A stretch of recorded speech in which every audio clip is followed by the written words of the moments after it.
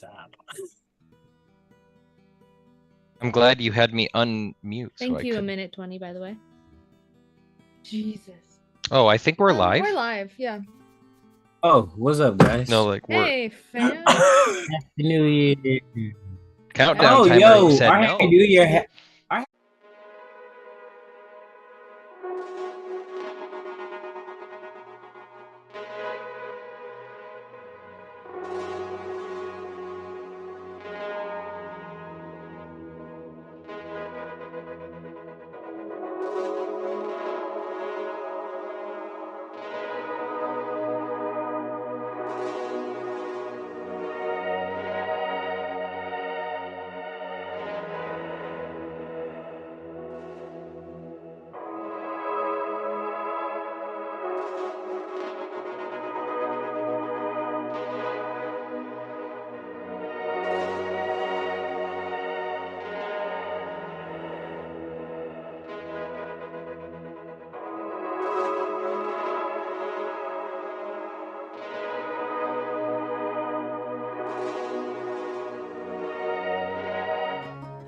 Happy New Year! Happy New Year! And for real, it is a Happy New Year. Hello, everybody. It's so good to yeah. see you. Thanks for joining us again for an evening of Spelljammer as part of our Iron Valor series.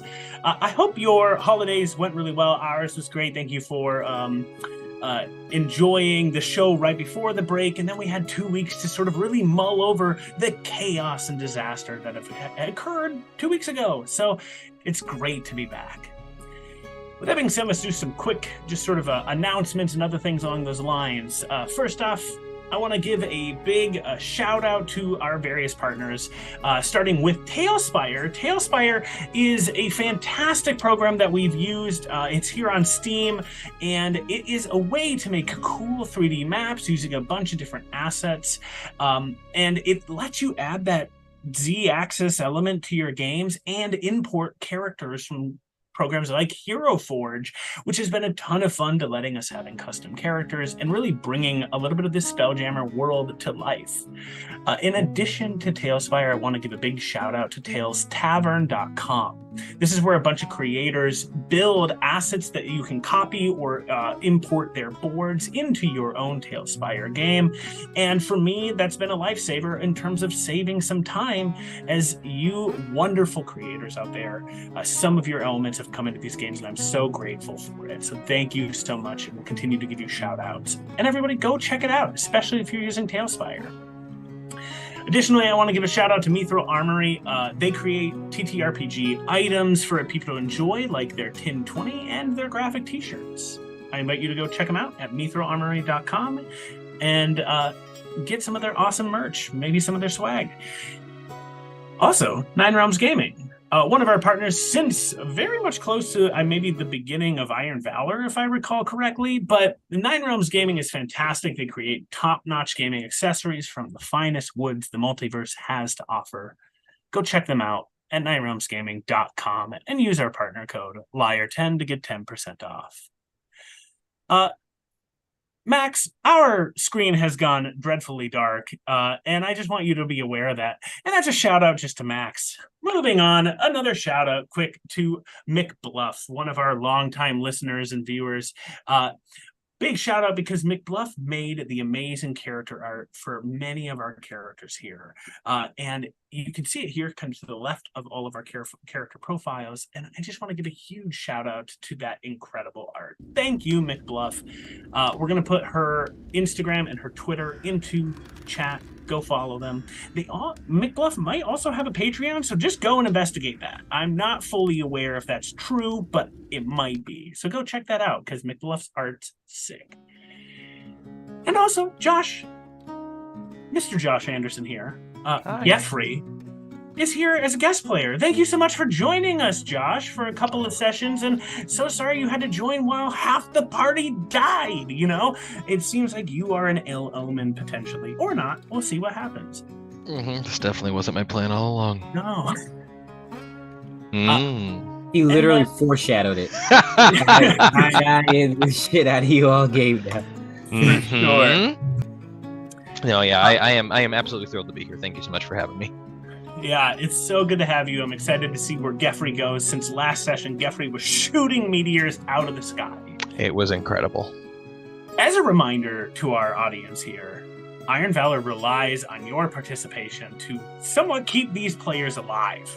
I think everyone in our last session had 3 luck tokens and used all 3, and unfortunately still some of them perished, but very much your luck tokens helped them get through much worse situations. You can get these Valor tokens, is the way that you get luck and other things, and you can do that by watching the stream and using the command !point commands to see the ways that you can influence the game, including cursing and blessing, cursing me, blessing the party. So check that out, see what you can provide, and hang out with us and help support and influence this game. Am I missing anything, gang? Great. All right. So with that being said, let's shoot for the stars and come and join us in another session of Iron Valor, and let's roll on into the intro.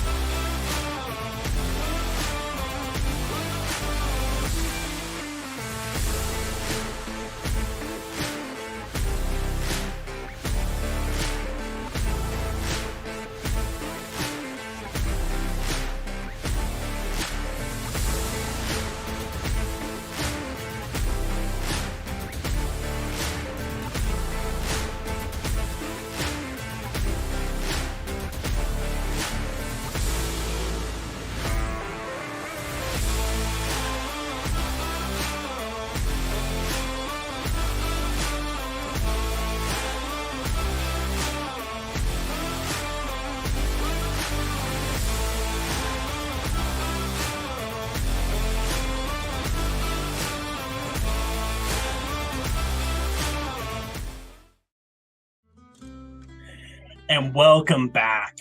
As we find ourselves entering the session, our players and party have just experienced a dangerous psychic storm that ripped through the astral sea. During that psychic storm, they faced many calamities happening to the ship, the Prometheus, including ripping sails, gravitational waves threatening to push them off the ship, and meteor swarms that struck many of the party. But I don't need to recap this for you at this moment. I invite one of our players here to do the captain's log. I'll happily step forward for this one today. Hippo Boy's having a good day. Not a good day. Captain's log. I'm not gonna lie, everyone. It was kind of a shit show. It started off like any other day. New pirates brought on board, and I'm told to play nicely. I do my best to keep the ship running while we bring the newbies on after they've met their own shit. And with all of their spare time, one of the crew members, Jazz, decided to make Jell-O shots. I instantly liked her. My beautiful mug was introduced to the crew as the first mate, Oksani's first. And Oksani pulled both myself and Captain Leon aside and was basically told to play nice. Leon is going to potentially be given the opportunity to become a dread pirate, or so he has been told, but what's life without a little competition? That's where I come in. I'm here to keep Leon on his toes, and we had a rather interesting conversation at the as we first met, and I questioned his ability to keep his cool as captain when things get low, and his very arrogant response of, "I wish won't be low again." Foreshadowing. So the crew decides to make a plan and see what the next step is, what the next step in their journey, and they decide the time is to go to the plane of water to try and grab the Tablet of Fate. And I think that's all there is. And then the crew gets a little shadowy. Captain Leon decides that maybe I don't deserve all the information. But once again, my favorite member of the crew, Jazz, decides maybe I should be given all of the information. And I'm informed that no one in the party can grab the tablet, or else it disappears and goes to someone not us. That's a problem. Seems like an easily fixable problem if I knew that information. Thank you, Jazz. So after that, Laura and I got in a little sparring match. I maybe underestimated Laura, and she got the better of me, and that's all we're going to say about that. So we head off and find ourselves smack dab in the middle of a psychic storm. This is not the first psychic storm I myself have been through, but it was likely one of the worst, because everything started with just about everybody on the crew dropping unconscious, except for myself and the rest of the new crew, which was somewhat rather helpful, actually. We did our best to keep the ship together. The masts decide they didn't want to come to stay with the ship necessarily, and the actual mast decided to start cracking and start coming down, and then Meteor Strike decided to come attack the ship. I, of course, valiantly did my best to blast as many meteors as possible out of the sky with my giant gun, which I did very well, but apparently not quite well enough, because 2 members of the hero crew died. One of which, Blaze, was lost into the astral sea over the side, not to be seen from again. Jazz also did not make it. Captain Leon is currently draped over her corpse on the deck. And that is where we find our crew. Oksani and Yagi the cleric are looking to revive everyone who is still somehow clinging to life after this storm, but don't know what comes next. As you stand there, Geoffrey, thinking through this little bit of monologue, as well as kind of assessing what has just occurred, it has only been minutes since the ship, the Prometheus, having been guided to safety by you and the other members of the guests of the ship, the crew here, our heroes. You've guided it to safety out of this psychic storm, and only a few minutes have passed. And you now stand and can see that storm continuing to wash away from you, going across the astral sea and seeming to almost like twist and bend bits of stars and comets, gathering them together and starting to coalesce and empower itself further. And a thought crosses you for a moment of what next ship will be hit by this storm. As it goes away from you, the other members of the crew, Lore, Leon, you have been roused at this point. You are slowly starting to get up. Leon, as you get up, Jasmine's cold body lays below you. Drizzle, our player Deanna, will be arriving shortly, but Deanna herself is going to be a little bit late. The Prometheus now sits within a nebula. Its engines have powered down, as many parts of the ship have been damaged from the meteor swarm. And you all now take stock of what is going on. You can see that Oksani is moving slowly about the deck of the ship, surveying the various crew members who have perished or died. You can see Yagi moving amongst them as well, attempting to kind of check with her own divine magic whether or not they are curable, healable, or possibly even being able to be resurrected. But since the Jasmine has died, minutes have passed, and time is run out for many options for you. And that settles upon you, as you have been adventurers for a long time. Looking onto that storm, Geoffrey, Leon, Lore, you've been part of the Astral Sea for a long time. And I invite you, if you would like, to make a nature check as you look at that storm.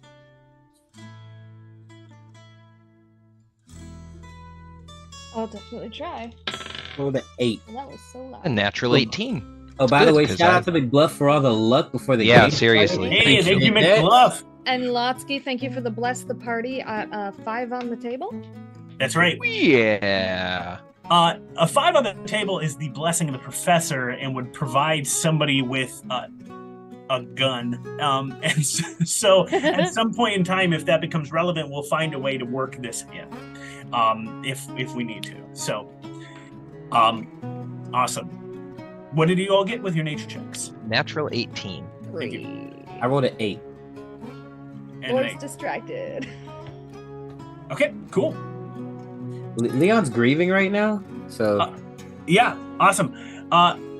Max, if I could have you help me out for a second.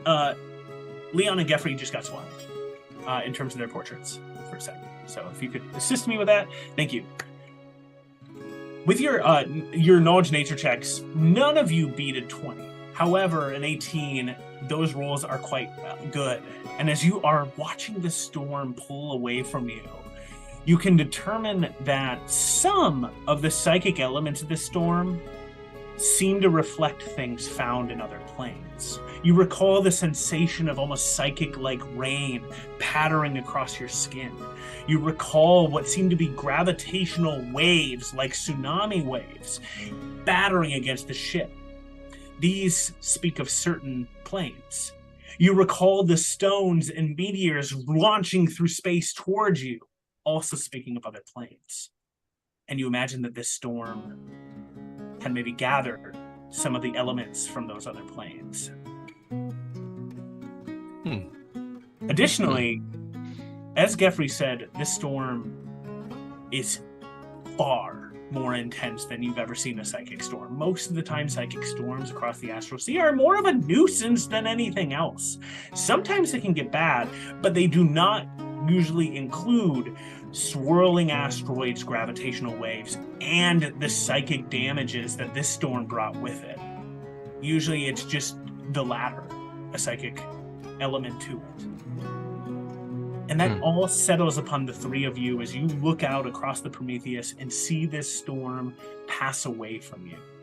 It seems to travel some distance, seeming again to gather asteroids, and its gravitational waves are growing in size and strength before it vanishes out of sight, lost into the darkness and nothingness of the astral sea. And then you three turn and look at the nebula that you find yourselves in. You can see that this nebula is like bone white in this gaseous state. You can see that it looks to almost have like shadows and images slowly appear and fade from it. And with your knowledge nature checks, you can see that this nebula, as you are looking at it, appears to be connected in some way to the ethereal plane. This is not also an uncommon thing. The planes themselves move about the multiverse and move across the astral sea. You can enter and join them, moving through wild space. But sometimes elements of these planes separate and begin to drift lazily along, gaseous in their states. And these are often what are just like planar nebula. Elements of that plane, they're almost like little connections to it. They're just not the plane itself. And you find your ship now sitting adrift in that nebula. What's going through each of your minds as you stand here aboard the ship? I'm going to start with Geoffrey, who just finished the captain's log. What's going through your mind as you watch this storm vanish out of sight, see the nebula that surrounds you, and take stock of members of your crew and members of your guests laying dead upon the deck? Did we lose any crew member? Did my crew lose any crew members? Yes. I think Geoffrey's thinking back to some very, very, very unpleasant memories and is having a very...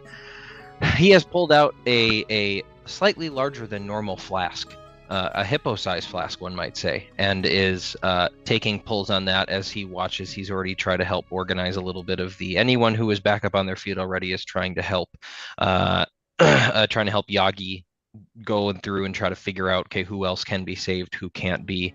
I think has gathered a crew to help cover the bodies of those that passed in white sheets, as has been some of the custom on their ship for a while.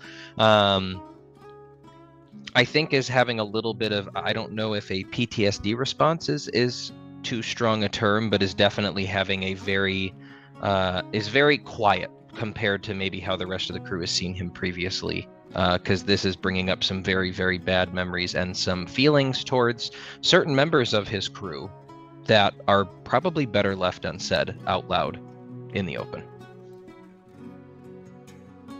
Awesome. As you stand there, you can see Oksani moving through this deck as well. She has passed by you. At this point, you're up in the upper part of the deck, so she's come up to sort of see what's happened, but otherwise has wheeled back down and is moving across the main deck here. Leon, you are also standing up in this main part of the deck. Jasmine lays beneath you. What's going through Leon's head in this moment? Yeah, Leon's lost it. He is if Geoffrey is like flirting with the idea of PTSD, Leon is like diving in head first. He just jaw dropped, shocked expression, paralyzed by what's happened. He looks down at Jasmine, and he's just like waiting for her to get up, right? And she doesn't.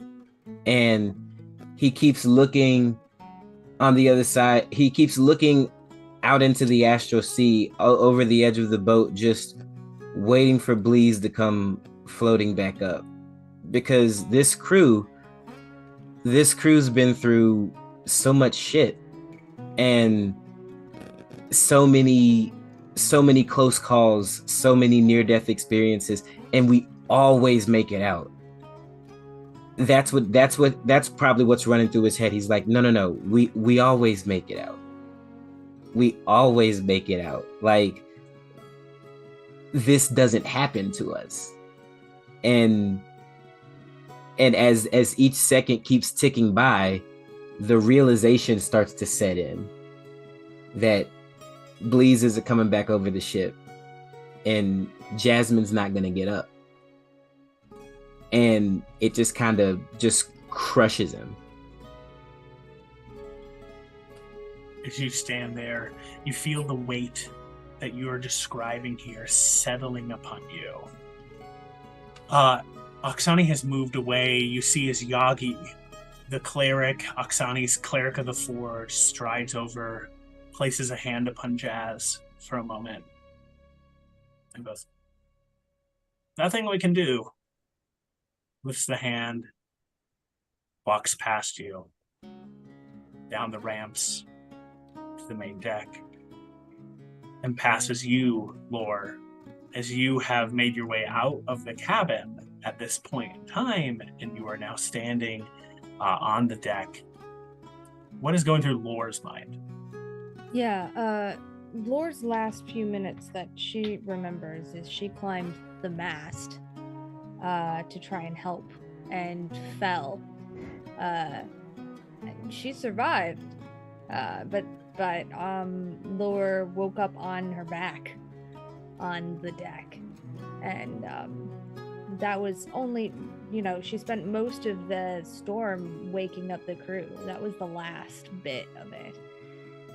And, she'd seen what was going around her in her periphery, but her first step is to take stock and see. And she sees the bodies lying on the deck, and she sees the captain standing over Jazz.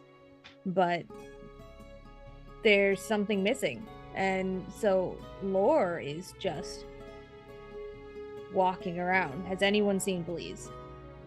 He's about this high. You can't miss him. Has anyone? He's got armor. He's not under any of the sheets. Where is he? As you walk about deck, Leon, you see Lore sort of asking about Bleeze. You recall Leon, watching Bleeze fully fly from the top of the mast off into that space, into the void, and not return. And we bring in our final member of the cast for this time period, Drizzle. Hello, Deanna. Hello. I'm sorry I'm in Perfect Christmas. timing. I will change that. You're good. We're going to place you up in your panel here, and I'm going to bring you in here in just a second. Yay. Okay. I have no idea what's going on. Drizzle. As you, Drizzle, are emerging as well from the lower parts of the deck, I'm going to paint a little bit of a scene for you. As you stride up to the top of the deck, emerging from the lower cabin, you recall the shouting just below, about only half an hour or so before, of storm, and then the chaos of what's happening because of that psychic storm. But for you, you laid stunned. Something in that psychic storm, that psychic energy, had managed to stun you and keep you incapacitated and laying, unable to assist anyone around you as you watched asteroids and meteors smash into the sides of the ship, bits of wood flying, cannons launching around, and you recall hearing screams and shouting, explosions, and then you recall the very end of what you heard. When you heard folks shouting about Jasmine and folks shouting about Bleeznoig.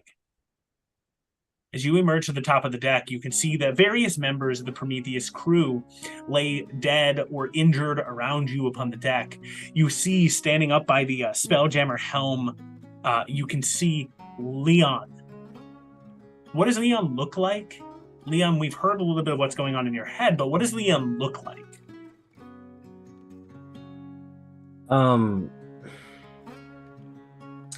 Stiff. He looks like yeah, just stiff. He's just standing there, like while the clerics are moving around and Lore's checking on people and everyone's kind of like moving around him. He's just standing there. I think Geoffrey sees one of one of his crew approaching with a white blanket to Jazz, or like is kind of coming up on his side, and Geoffrey puts a hand out, forcibly stopping him, grabs the sheet himself, and walks over to Jazz, where Leon and Jazz, who I'm assuming Leon is still stuck close to her. I think he approaches and very forcibly puts his flask like into Leon's chest and just says, "Drink." And he takes the sheet gingerly and puts it over Jazz's body. Excuse me, I don't know if we've been properly introduced yet. I'm Drizzle. I'm very important. Lovely meet. That's not going to be necessary. It does settle upon you, Drizzle, as you walk up there and watching and sensing the vibes of the top of the ship. As you step up, you say those lines. You can see also Lore walking around the ship going, "Where's Bleeznoig?" And you are quickly assessing, Bleeze is nowhere to be seen. Okay, so this isn't going to take, obviously. Do we know where Bleeznoig is? Do we have a plan that we're moving forward with here? When Drizzle speaks and Leon like he kind of gets shocked back into like reality when the flask hits his chest, he instinctively puts a hand up and grabs it. He doesn't drink it though.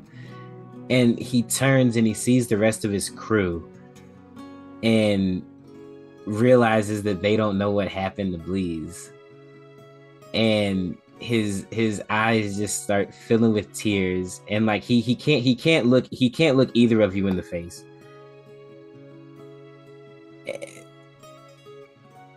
And he's just like searching for the words to say, but he's still silent. I think Geoffrey's going to, seeing that he's not drinking his flask, he grabs the flask and gets in nice and close, almost like he like maybe feigns a trip or goes so he can get really close to Leon, and says, "You don't get to do this. This is your crew and they need you. Stand up like you told me you were going to." And then he takes the flask back and takes a couple steps back and starts drinking. I would say at this point, Laura probably has made her way across all of the deck and kind of the dread is starting to sink in, and she walks up and she goes, Bleeze is missing. Okay, so do we think that he's dead for now? I'll check under decks. And Laura's like, okay, I'm gonna Because if he's dead, then Jasmine can fix it. So right. Jasmine can't fix it, Drizzle.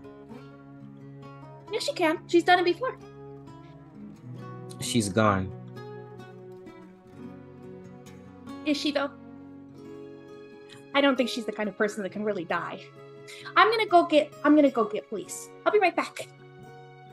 Drizzle. Bleeze went overboard. No. And he just looks at the spot where he last saw him. He went overboard. And he's not coming back.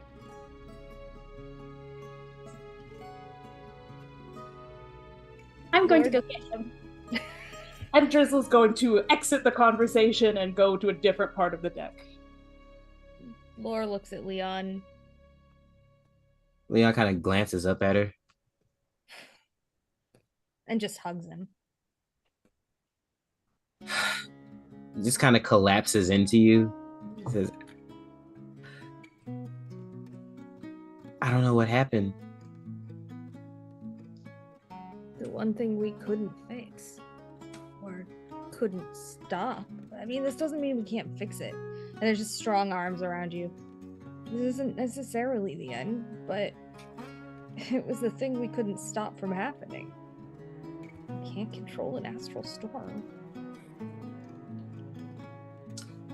You can't. It doesn't matter how powerful you are. You can't stand in front of an astral storm with a shield. Leon. No. I should have seen this. Someone should have seen this coming. How did we fly right into a fucking astral storm and no one knew about it? I don't know. And then, like, Laura will pull away a little bit just to give him, to not be crushing him. And just like, I don't know how we'll figure this out or what figuring it out means. But we'll figure it out. This isn't right.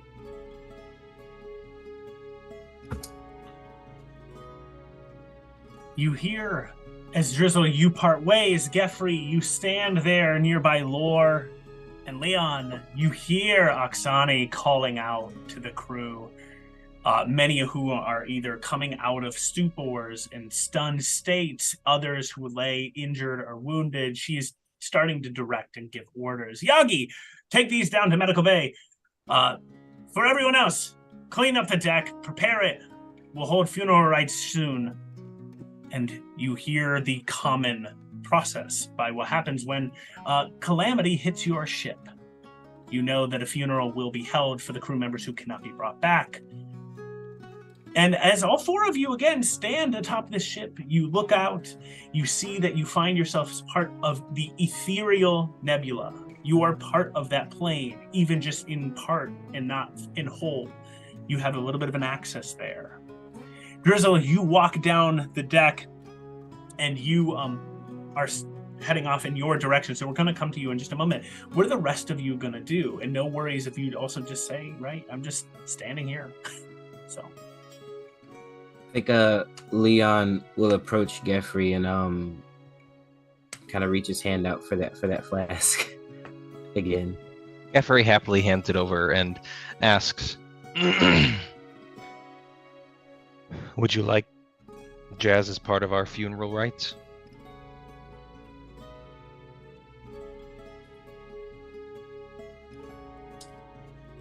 This isn't right. This doesn't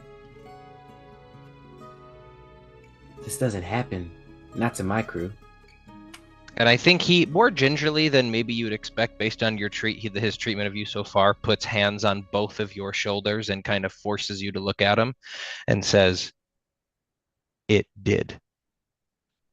and pretending it can't and trying to convince yourself that it does not help you and it does not help your crew. I'm sorry. I'm sorry this is the worst outcome. And I agree with Lord, this may not be permanent, but it does not make it easier that you're living through it right now. Do you want Jazz as part of our funeral rites? Or would you like me to command the crew to leave her alone?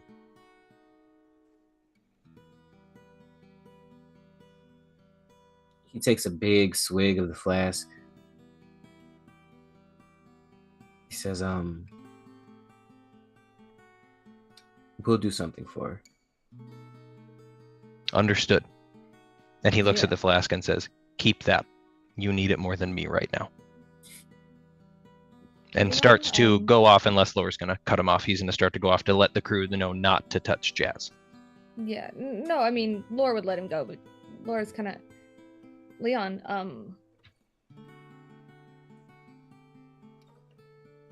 is it cool if I take her down to our beds? Yeah. I don't think she should just be... No, of course not. And you see him like he'll straighten out his jacket. He'll look around and find his hat and grab it and put it back onto his head. And,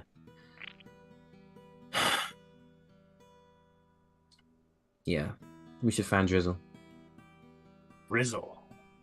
You have moved into another part of the ship. What is Drizzle doing? Where's Franklin? Oh my god. You are looking for Franklin.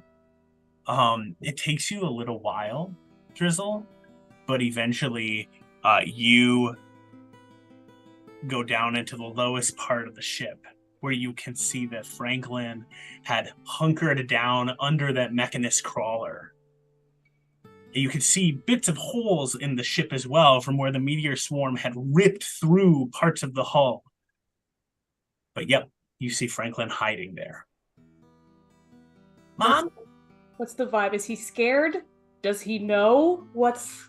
As you walk in, as only a parent's intuition can sort of tell you, you know that he doesn't know what's going on. And as you hear him go, "Oh, Mom, that's you! Oh, hey!" He comes out fully armored up in Bleesnoik's armor. The armor is a great choice. I think we are mostly in the clear now, but great choices, very proud. Oh, good. Hey, what's going on? Lots of things are going on. What I want to tell you first is that everything is okay. And that everything is going to be okay. Do you remember when you were really little? And there was a deal with a big, like, bubble monster in the basement. You weren't with us that day, but do you remember what happened? Yeah, I remember. Yeah. You remember how your dad was in a jar for a little bit and then he came back out? Yeah? Yeah. And she's going to reach it pretty much inside his armor to where she approximates maybe there's a pocket or something in whatever clothing he wears.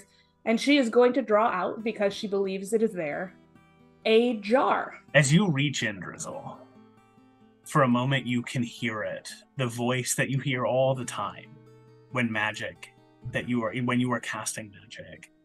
You hear, "If you believe it, it is true." And it strikes you that usually that voice seems distant from you, and in this moment in time, that voice feels so very close to you. As you reach your hand in, you feel almost what is like string brush your fingers as you move into the armor and the fabrics of Franklin's outfit, and you reach in. And Drizzle, what are you reaching for? I knew that he kept it in there. I know that from the last time that my good friend Bleesnoik had had a difficult time for a little bit, and I had, scraped together what was left of it and put him in a jar and gave it to him. I knew he wouldn't go anywhere without it. I knew Franklin would be guarding it, and we always have some part of Bleasnoig with us. There's never anything that could happen to him. So of course it's in there. And I draw out, it doesn't look exactly like, back in those days, it had been like essentially a mason jar just stuffed with mystery meat. This looks a little bit more, if you've ever been to like a circus or a curiosity shop where they have those like little, this is terrible, little pickled half fetus or whatever. There's like a little, Embalmed is the word. a little mushy little goblin floating in a jar. Okay, you pull out what is that? Was that the jar of Bleas? The jar of Bleas, which she remembers as being a lot more incubatory than it originally was. As you reach in to Franklin's coat, you feel your hand starting to touch this jar. You begin to extract it. Roll a d20 for me and make a charisma check with this. Charisma? Yep. Okay. Just flat charisma? Am I proficient in this? This is just a raw charisma check. Okay, that's going to be a 23. Okay. As you reach in, your fingers brush that jar, and you feel it almost ethereally for a moment. You feel your fingers sinking into the jar, and then you can hear that voice again. If you believe it, it is true. And in this moment, what is that belief that Drizzle has? We're not going to lose him again. And the object solidifies into your fingers, and you pull the jar out of Franklin's coat and armor completely coincidentally, and are now holding a jar containing pieces of Bleasnoig from when he first died. Thank you for holding on to it, sweetheart. There are some things to take care of with Jasmine, and then Jasmine will be able to take care of it. So he's going to be a little short for just a minute, but everything's going to be okay. Mom, what happened to Dad? He was doing big damn hero things. And sometimes those hurt quite a bit. But we were all here to make sure it's going to be okay. Where's Dad? Well, part of him is here. And then we don't know otherwise. Is Dad dead? Not for long. Okay. Make an insight check. Okay, that's a 5 minus. That's going to be a 4 total. Everything is going to be okay. He believes me. All right. Secondly, you made an insight check. I realize I jumped the gun a little bit. Make a deception check. What am I lying about?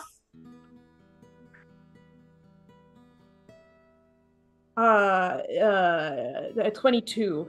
Cool. All right. Awesome. I'm going to roll quick for Franklin. Okay. You say that everything is going to be okay. And as you look at Franklin, you've lived with Franklin for a chunk, like 9 years now. You can read Franklin's face. That's like 3/4 of my life. And to Drizzle, as Franklin's mom, you know that sometimes as a parent, you say everything's going to be okay, and it's a lie to that kid. That kid doesn't believe it, and you're trying to trick them or tell them it's going to be okay, convince them of it, no matter how much they don't believe it. And as you look, Drizzle, you don't know what Franklin is thinking in this moment, and you hope that what you're saying is comforting. Drizzle cannot be scared for reasons that she has already outlined. And if he's scared, he's gonna have to talk to his dad about it. So she's gonna give him a kiss on the head. Okay, thank you, baby. And she is going to go to where she thinks everybody is, check up on the deck, unless they've all moved downstairs already. Lore, you might you pass start- Lore. Sorry, Yeah, go ahead. you start to go look for folks, and you find Lore. Lore! Lore holding Jasmine's body. I've got, please. That's next. All right, Drizzle, I have no idea what you're capable of, so I guess all I can say is good luck. Thank you. I don't need luck. Everything is going to be fine. Jazz doesn't die. Jasmine's not the kind of person who dies. Do you want help? Can I help? I'm just taking her to bed. We're not. Leon made the choice. I think the right choice, not to involve her in the funeral rites. So, I'm just gonna let her rest for a little bit. Okay, yeah. And I'll like open doors for you and things on the way, holding a little jar like a football. And Lord, lays Jasmine down. I'll be up in a second, Drizzle. I'm just gonna get her comfortable. Okay. As you two settle in there, Drizzle sort of walks on out. Lore, you are alone with Jazz. Just starts crying. She just sits down for a second and just cries. As we move from those cries, Drizzle, you walk through the ship. As you are making your way through, you pass by many of the cots and beds of the ship have been converted briefly to hospital wings. And as you walk by, you see the red crimson wings tucked tightly together. And you see a pretty dapper looking outfit spattered in blood for a moment as you pass by one of the doors.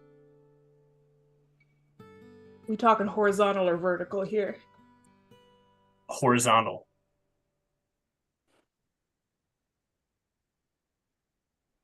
There are clerics down there, right? Mm-hmm. Yeah.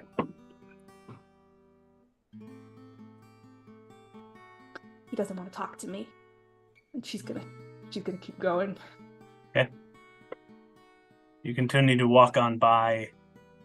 Somewhere in you, registering you passing by potentially Kova in this moment. And you make your way up towards the deck,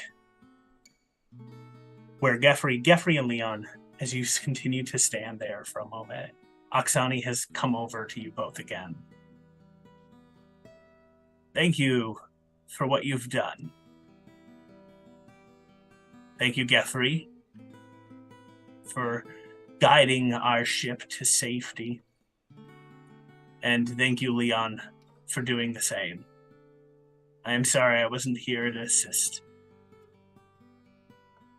Just doing my job, Captain. Very good. How many did we lose, Captain? We lost 7. And of a crew of 40. That's a hefty price.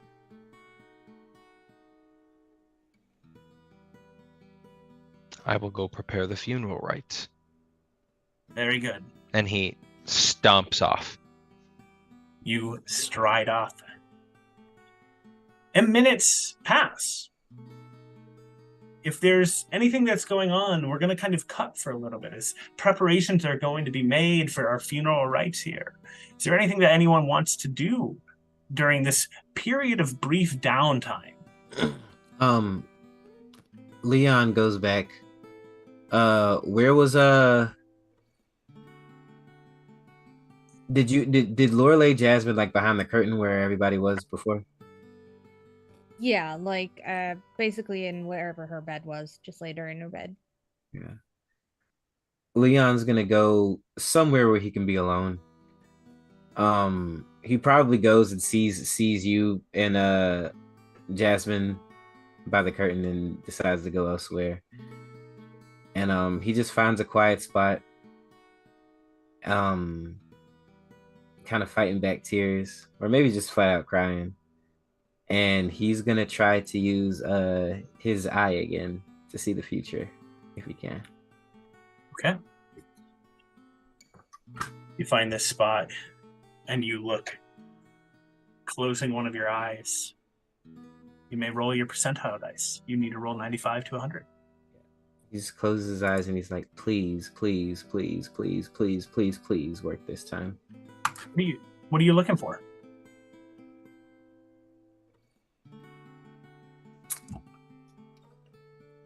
Just some kind of Leon always knows what the hell's going on.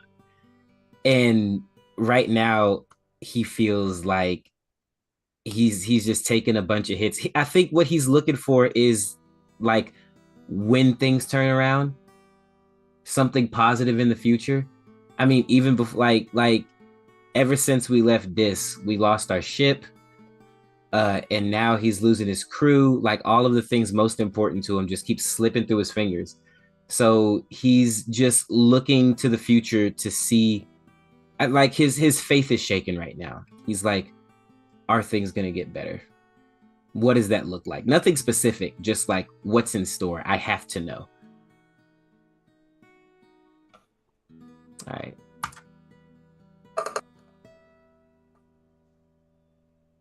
It's only a 32. 32. Luck on these? Sure. Who am I to say you can't? Yeah, why not? Okay, Yeah, okay. he's gonna go for it. This is an important role for him.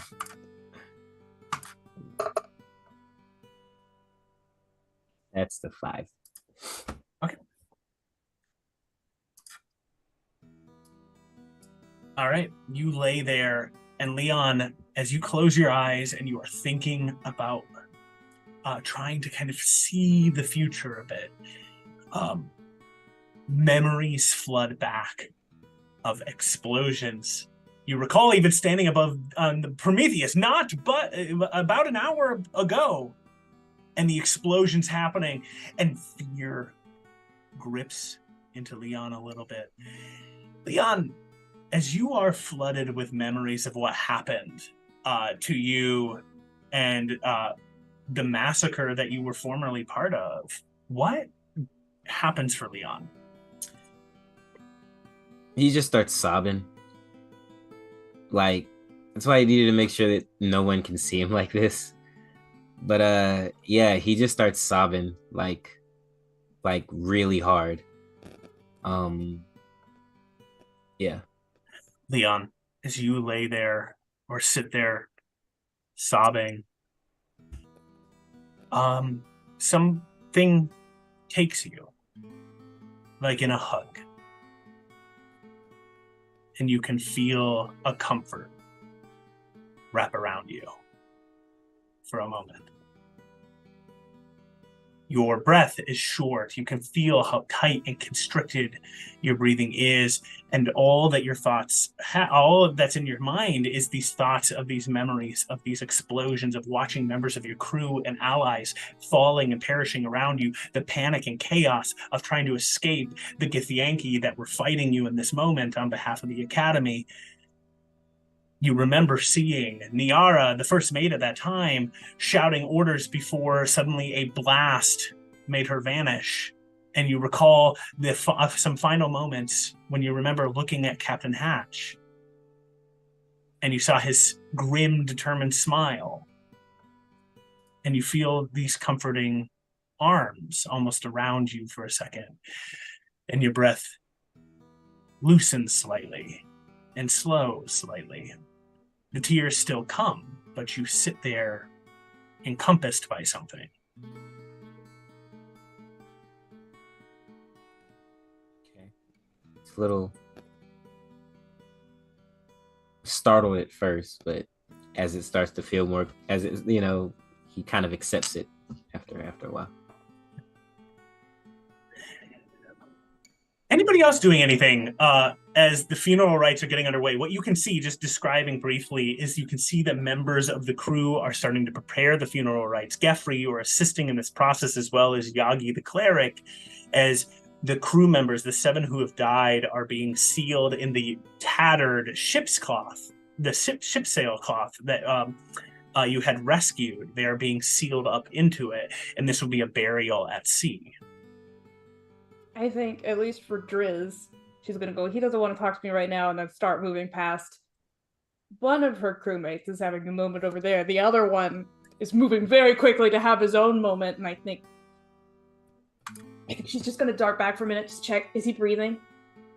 You look, and you can see that Koba is laying there. You're taking a really quick glance.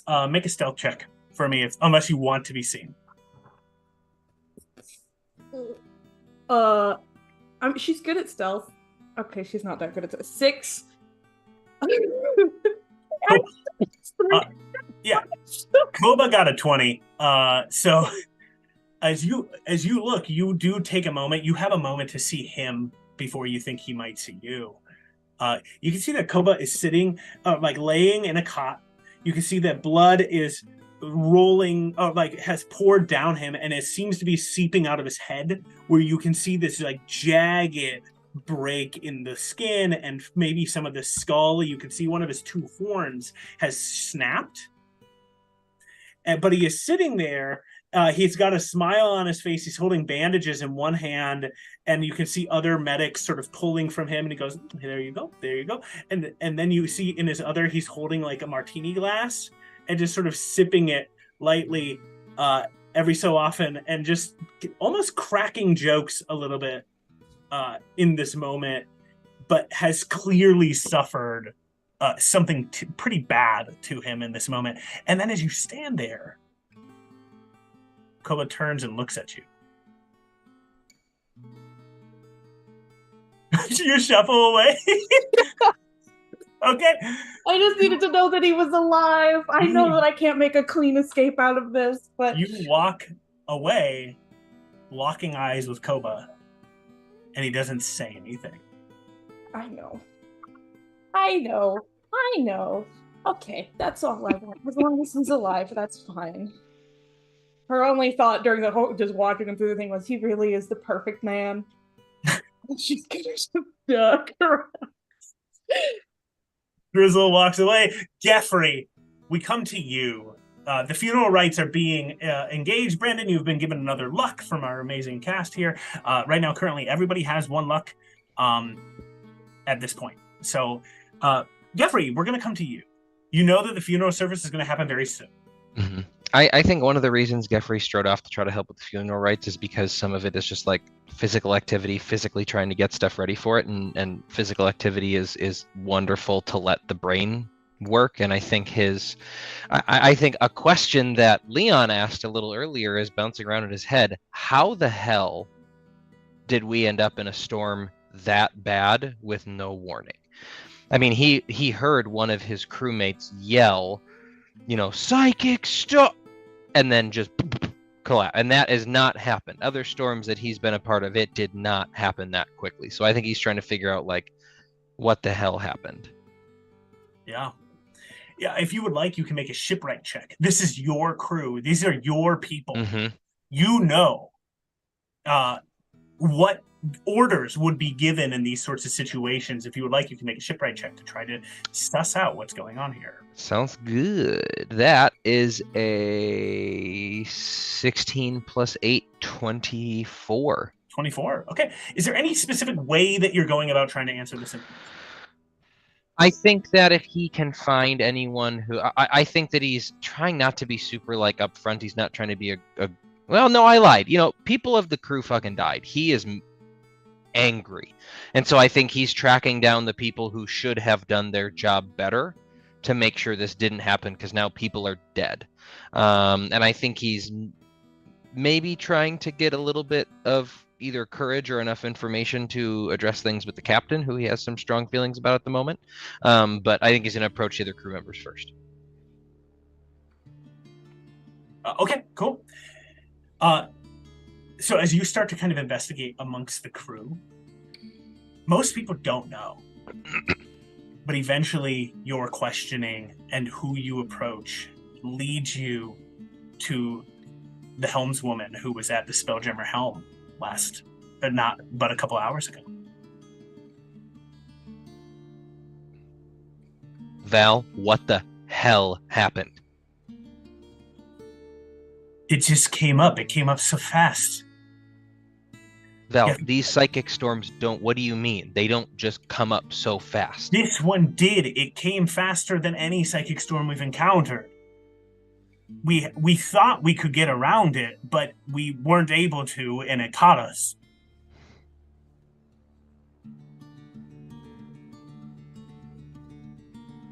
It just showed up? Like that? No, look, it did. Well, we knew that it was on the way, but like we thought we could outrun it. The Prometheus is fast. You know this. I know. We've been able to outrun most of them. Just, did you see anything weird? Did something happen before the storm? No. I mean, what? All the captain said was go turn the ship, drive the ship towards the elemental plane of water. That's what I did. Wait, the captain knew this was gonna the captain also knew of the storm and just said keep driving? I said to the captain, I don't know about this type of storm, Captain. We shouldn't probably drive through it. The captain didn't say anything about that. The captain just said go and drive the ship.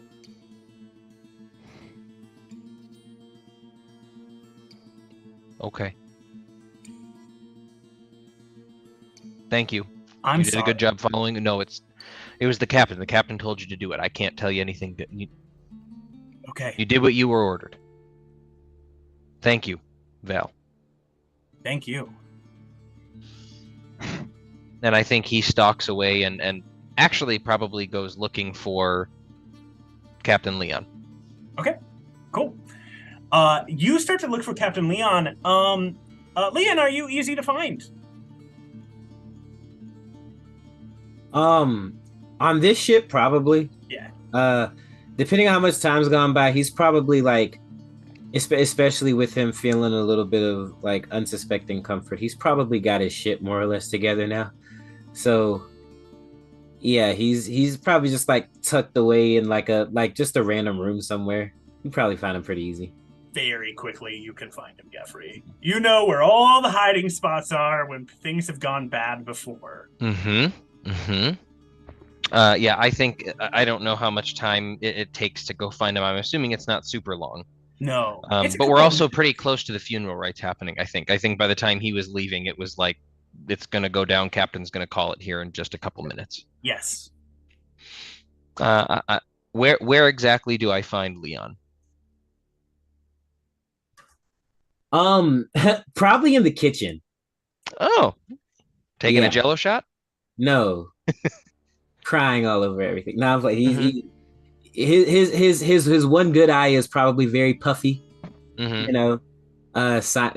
Post crying stuff. But you probably walk in and you see him like getting himself together, and then like when he notices you, he's probably like a little start. Like you see him like kind of like standing up a little bit straighter, like everything's fine.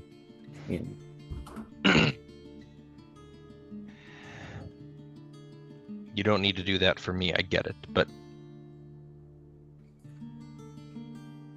this is not the disaster we saw coming, was it? You can't see me, Ken. No. The funeral rites are about to start, but I need to speak with you and your crew afterwards. I can meet you all in your quarters, we'll call them. After the funeral rites. Talk to us about what? And he kind of looks around and says, something important. I can't say more now, we don't have time, but something important. Please, I'll meet you there. I'll meet you in your quarters tonight. Please make sure your crew is there. They'll be there. We all will. And he kind of just like firmly puts a big hippo hand on your shoulder and then heads out to start directing the crew back to get the funeral rites actually put together. I As mean, you put the hand on his shoulder, he before you leave, he hands you your flask back. It's completely empty. He takes it and I think is surprised at first, and then just kind of looks back at you and gives you the little, and puts it back in his big hippo pocket. simultaneously, I would say there would be a time where Lore eventually stopped crying and did catch up to Drizzle as promised. And would just kind of like quick hand on her shoulder and, hey, Driz, doing all right? Great. Why? Yeah, no, just checking in. I'm gonna go talk to Captain Oksani and see if she needs any help getting these preparations done. But Okay, I'll check in with Leon about like what we're doing next. Right. Yeah. Okay. Great. As you say that, you all hear the blast of a whistle. Aboard ships, being part of Spelljammer Academy, being part of the Navy, you recognize this whistle as an all hands on deck. You are being called. Okay, well, I'll talk There to we him go. up there, I guess. Yeah. Yeah. All right. I'll see if there's anything I can do. Otherwise, I guess. Well, yep. And Lord just walks away. With "welp, yep" being the end of that sentence. You each make your way up there. You can see that those injured who can walk and move make their way up as well. Where's Franklin? Franklin, you are looking around as the crowd gathers on the deck of the ship. And Franklin is nowhere to be seen. He's okay. You watch as the 7 members of the Prometheus have been bound in sailcloth and now lay there on the edge of the ship. You see Oksani sitting somber in face nearby. Geffrey, you stand there, and standing at the edge of the ship, you see Yagi the cleric, having just completed the final parts of the funeral rites. As Oksani looks to all of you, you each watch as she says, "Let our funeral today begin with tribute to these brave souls." And you see Oksani pulls a ring from her hand, and she places it in a bowl, and the bowl then gets passed out and around. Each of these souls has helped bring wealth and prosperity and treasure to us. They've brought us safety and much more. They've brought us companionship. Give what you can to ferry them along. And the bowl eventually makes it to each of you, starting with you, Geffrey. Yeah, Geffrey, I think, takes the bowl from the captain and reaches behind and unclips a silver chain that has just what almost looks like just like a ball of silver. That if you were to look a lot closer, had some very intricate patterns kind of engraved on it, and then a small hole on the bottom top, however you want to look at it, the opposite of where the chain was attached. And he looks at it fondly and then places it inside the bowl and passes it on. Bowl eventually makes itself to you, Lore. Lore takes a look at the bowl and from her pocket pulls out her idol from her days as a paladin of Lathander and puts that in the bowl. Okay. The bowl makes it to you, Leon.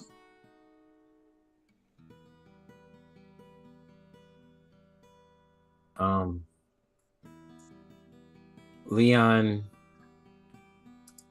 doesn't really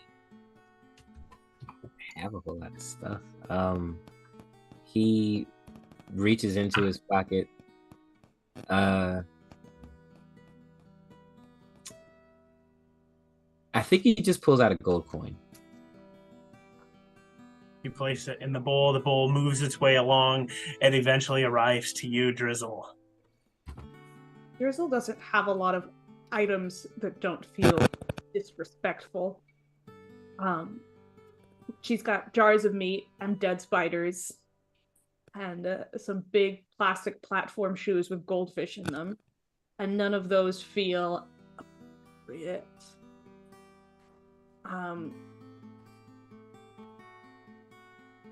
So what she does, she has the necklace that Bleasnoik made for her, and she's going to keep the little bead on the end, but take the silver chain off of it and just tuck it into her little pocket on her jacket and give the chain to the bowl.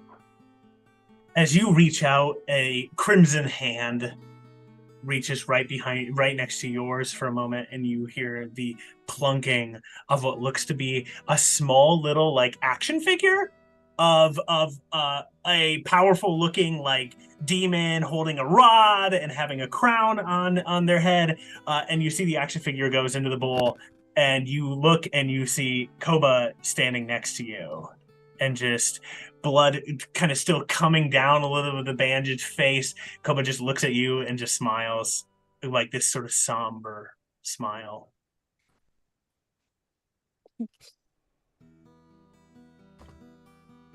Awesome. The bowl passes around some more.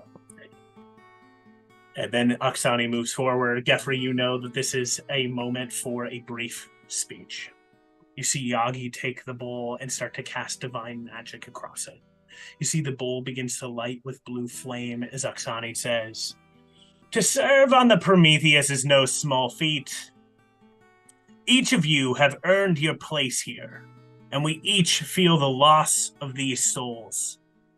This storm was like none we've seen, and we are grateful to those members of the crew who guided the ship to safer spaces, even at the cost of their lives." At this point, the bowl has ignited with this seemingly kind of like ethereal, arcane flame, and Yagi begins to pour it along the edge of the ship's hull and kind of leading to the side of the ship where they would be let go. "Let their memories be considered like family. Family. We must treat them like family and not dishonor their memories, like others who have harmed us. We shall continue our mission to right the wrongs of this time, and these brave souls will not be forgotten, and we will not stop in what we try to do. The Academy and those who stand against us will back down, and they will feel fear, and even these great storms will not cause us too much harm. We shall weather them, and these brave souls will be a testament to our efforts." At this point, you see as all 7 bodies are moved, and they are pushed through this blue arcane fire, and Oksani says, "From the weave from which we came to the weave we return to." And each body, as it passes through the arcane flame, seems to fizzle and turn into stardust, and then drift down into the astral sea itself.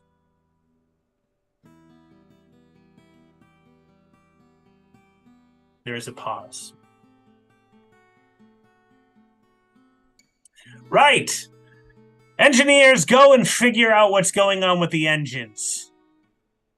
A round of drinks for everybody as we go through this, but we are still stuck in this nebula. We need to get our way out of it. We have to continue moving forward."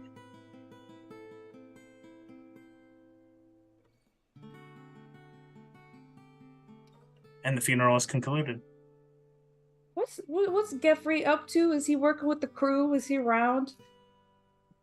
I think as soon as he's given the captain gives that, he starts to oversee everyone getting back to their posts, walking around just at the moment trying to remain busy doing the first matey things, which after the captain Captain Oksani gives these orders, he essentially just kind of starts to take over and start directing, almost not micromanaging, but just making sure everyone actually knows what they're doing. He doesn't want to see anyone slacking, especially, which there shouldn't be after we lost 7 crew members.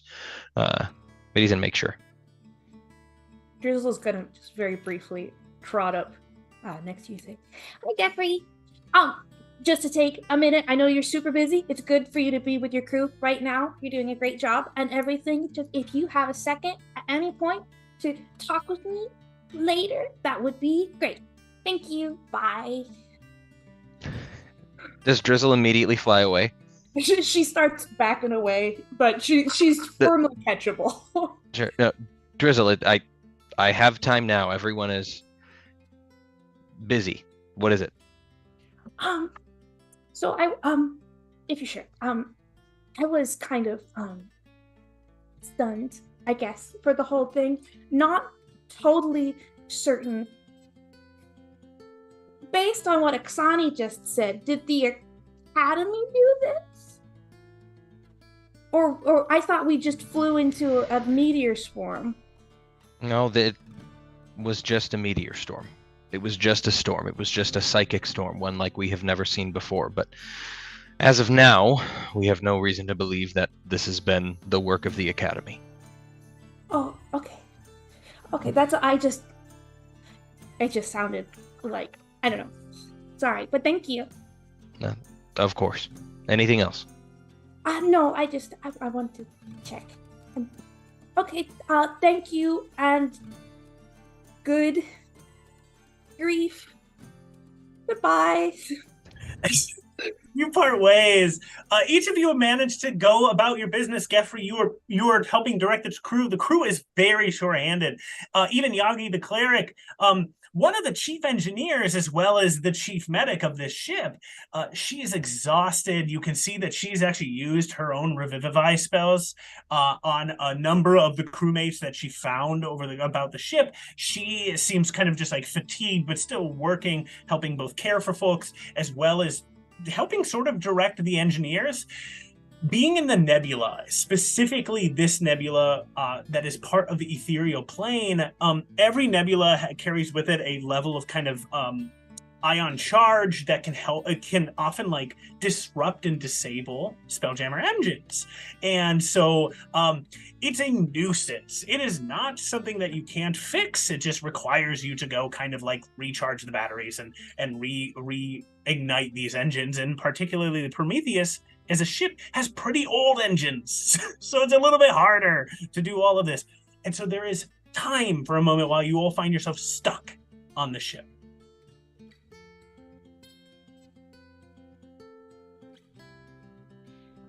Laura does 2 things. Finds a bottle of alcohol that has not disintegrated into the ether with the weird plane shit going on, and tries to make herself useful. Anywhere where somebody's tired or overworked, try to lend a hand.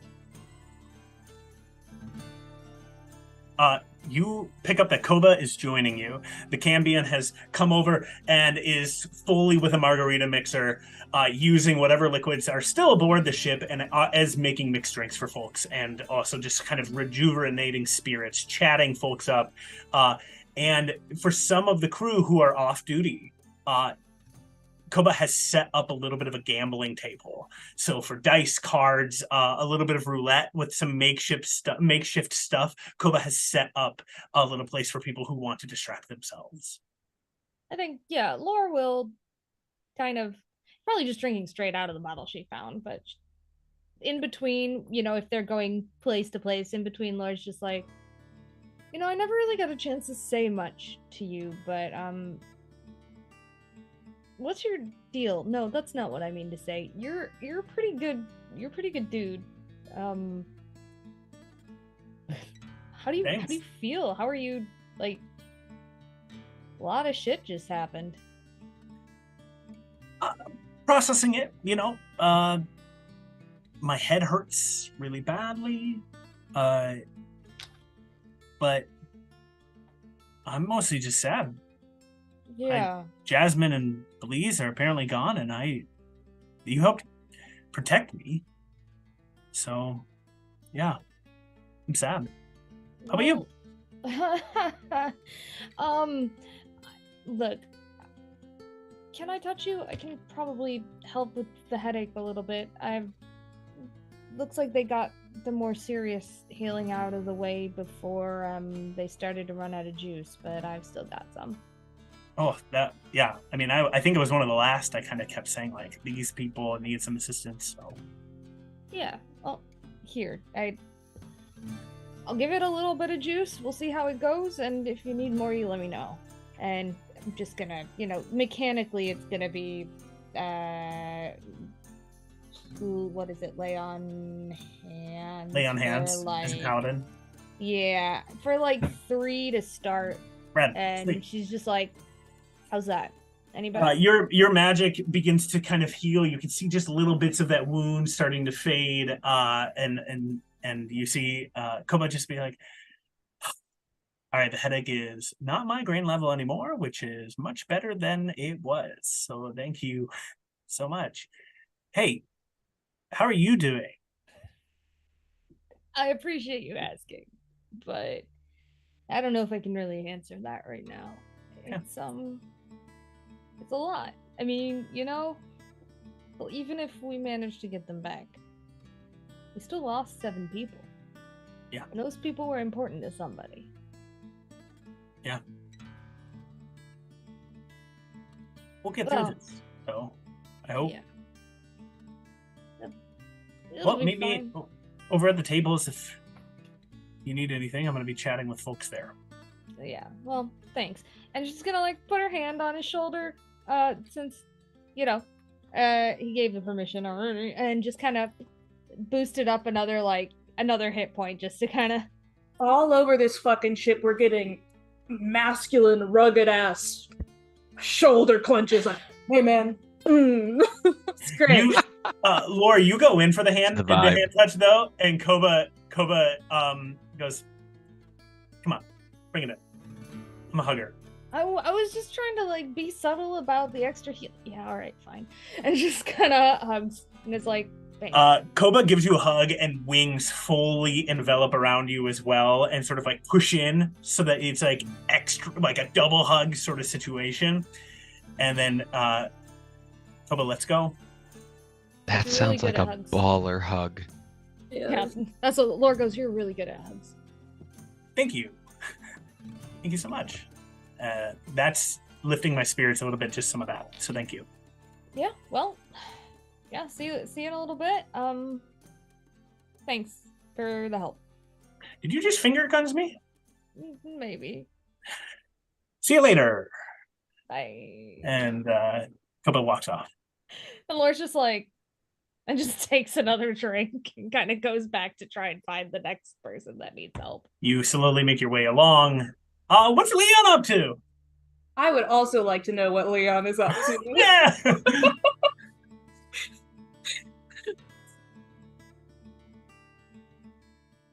Oh, you're muted. Oh, you're muted. I can see your mouth moving. Yeah. Yeah, Leon is trying he's doing his best. That's what he's doing. He's just kind of walking around the deck, and he sees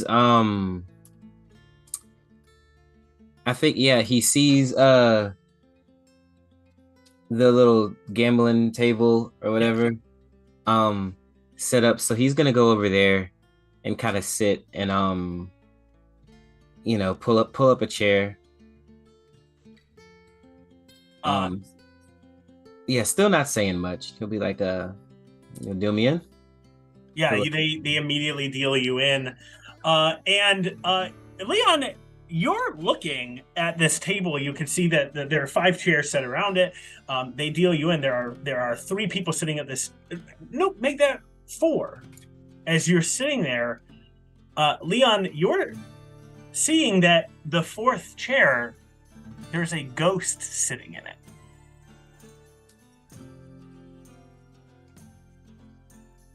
I look at the other people at the table. Do they seem to notice this ghost?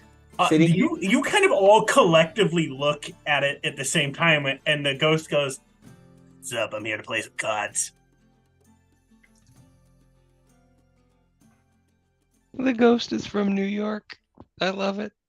You watch the rest of the crew kind of look, and then one of them goes, "Ethereal nebula," and then they deal cards out to the ghost. Right, of course. What? Leon, make an Arcana check. Okay. Or religion. It's one of the two, right? I am equally bad at both. That's an 11, Arcana. Oh 11? no! Yeah. As much as you recall, Leon, about this nebula, right? Planar nebulas are just little fractals or pieces of the planes that they come from. They are just basically just like expelled from that plane, and then they float around the astral sea. The ethereal plane is the plane of ghosts. And so by being in this nebula, ghosts Are real. just around? Ghosts can come and visit. You can call upon the entities that live within the ethereal plane. And you see this ghost go, I died at a table playing cards once, and that was how I wound up at the ethereal plane and all that, being a ghost. So buckle up. I'm ready to play till I drop. And cards start to get played. Huh. Yeah. So Leon kind of shakes that off, and as he's playing with this ghost, I think he's brought it reminds him of the mailman back at this, because he was like a spirit, right? Yeah. So he thinks about that, and then he and as he's playing the cards, he thinks back to the casino. Because this was the last time that he was doing that, and he thinks about the last time he played poker, and he gambled a bit, and this realization begins to wash over him a little, and he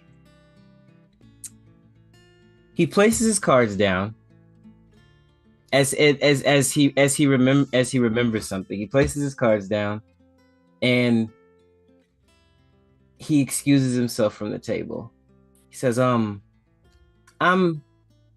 out, fellas. I'll be you guys continue. And he'll go back down to the bottom of the deck and try to find everyone. You'll run into Drizzle almost immediately because she was trucking on up to you if you're looking for people. Okay. Hi, Captain. Drizzle. Hi. Where is everyone? Oh, drinking, sadly, mostly. I mean, if you're talking about lore. Right. Can you get her and tell her to come back down to the room? And also, if you see Geffrey, tell him to meet us there as well. Okay, so we have a plan. I think so. Oh, okay. You're gonna need this. And she's gonna reach into her fluffy little pocket and pull out the jar of pickled Bleasnoy. Just for when she's back. And for the first time since all this shit has gone down, a little smile creeps across Leon's face. And he goes, okay. All right, go. All right. Yeah, okay. Yeah. Where do I find lore? Sorry, I was messing with my mic. Lore makes that bodily motion when I come rattling after. I'm assuming so. Lore makes her rounds, and you probably find her eventually just wherever the either actual or makeshift sick bay is, she's just using the rest of her magic to help whoever still needs help. That wasn't a high enough priority to take the big slots, and so that's where you find her. Okay. Drizzle's gonna kind of poke her head, like knock on the door frame of whatever space this is. Hi. Oh, hey Drizz. Hold on just a sec. And it's just like somebody with like something that was descriptive. I'm really good at Somebody's these. got something, their whole arm is off, and you're like, can you wait a minute? There's a thing. You see that somebody is just standing there, their arm is like shattered in like 3 places, and is like, no, I can wait. Yeah, no, sorry, I meant Drizz. And don't worry about it. And it's just like, hold on, and just does the hands on there, probably using cure wounds, something like that. And was like, this should help at least a little bit until Yagi gets a chance to get some rest. Cool. Thanks so much. Yeah, I mean, it's one of those where it's like the bones are maybe back together, but it's still not. It's not. There's not a miraculous healing situation there because cure wounds is a level 1 spell. Yeah. And then Laura's like, picks up the bottle that she'd set aside and is like, hey Drizz, what's up? You've known Drizzle for a long time. You can see her making a decision in her mind. Team meeting in our quarters. Captain wants to talk about some stuff. Oh. Yeah, all right. In our quarters. Okay. Yeah. Sounds good. Okay, I'm gonna get the Geff. Hard G on that one. I made the mistake early on. He doesn't like it. Oh well, you know. Does anyone like when you mispronounce? If I start calling you Dryzel, would you be okay with it? I think it's cute. You could call it Dryzel. Okay. Well, maybe sometimes on special occasions. Let's go. Okay, I'll see you in a minute. Okay, that guy's fine, right? Yeah, he'll be all right. Okay. I mean, they'll all. I think every.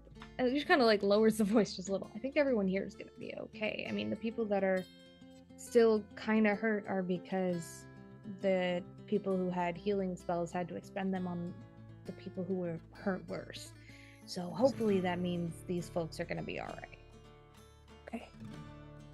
I was just trying to help. I think I mended a couple things, and I helped someone's migraine be less of a migraine. So that was great. I'm gonna. Oh, I saw. Okay, see you in a minute. All right, bye. Bye. It's just like, and again the alcohol, and then just goes to their bedroom area. And you make your way over to the bedroom area. Drizzle, you go off to find Geff. Jeffrey, whole thing, short thing. Geffrey, Yeah. I think is how he would have definitely announced himself. If you ever tried calling him Jeffrey, he immediately tried to headbutt you. Okay. Jeffrey. Do you have? I know I took a minute earlier. Do you have several more minutes now? So I think if you were actually looking for Geffrey, he is conspicuously gone from all of the main levels of the upper deck. And I don't know Drizzle very well, but I assume Drizzle's very thorough, if not high-spirited, and continues to search the ship until... He asks Oksani where you are. Oksani doesn't know. Yeah. So At least everybody. Geffrey did not tell Oksani. I won't take Oksani from you, but Geffrey did not say where he was going. Yeah, and when you check in with Oksani is still busy giving some commands. But you find Oksani, Drizzle, for a moment, as you walk up real brief, you walk up to Oksani's quarters, and as you arrive, you see that Oksani is talking to somebody. Like, you hear the voice, her voice, chatting with someone, and then as soon as you almost get in within the vicinity, you hear the voice is just cut off. And then enter. I need to, if you're having secret meetings or something. I was just wondering, is Geffrey in there? No, he's not in here. Okay, have fun. Make a perception check. Have fun, secret meeting. That's gonna be a 0. Oh wow, a 0. All right, see you later, Drizzle. Ba-ba-ba-ba-da-ba. You do have luck in But case you she really just want to. asks her way around and does a thorough. Wait, you have luck. I do have luck. If in case you want to use it, I'm just letting you know. I'll use luck because this seems important. 5. Okay, cool. Drizzle, you notice that Oksani, basically, you don't catch the last of what Oksani was saying as you arrive and have this exchange. You have a moment, you look in there for about a second, you just see her in there alone, and then you turn, you leave. That's it. Okay. She's gonna table that for now because exciting things are happening downstairs. She'll alert the presses at some point, but after various probing and asking and searching, where do I end up finding Geoffrey? I think you eventually make your way down to the very lower decks, like where all of the supplies are kept, generally speaking, because you haven't found them anywhere else. And I think what you end up stumbling upon is Geoffrey pacing back and forth near whatever the farthest spot away from the actual staircase that led down to the lowest part of or I guess it would be a ladder. And you happen to catch him at the point when it looks like he's been pacing for a bit back and forth heatedly, and then he very quickly snags a bag of just almost what I imagine is like a burlap sack of supplies and just rips it open, spilling its contents across the floor. Geoffrey, have you been talking to yourself at all?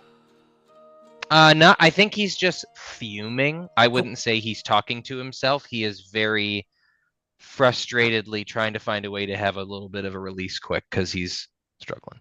Drizzle, as you get there, you have this scene, but you do see Franklin pokes his head out for a moment from where he was hiding, fully watching Geoffrey, and just goes, and then just tucks back and hides. So, Geoffrey, what you hear is, Hi. Oh, hi, Geoffrey.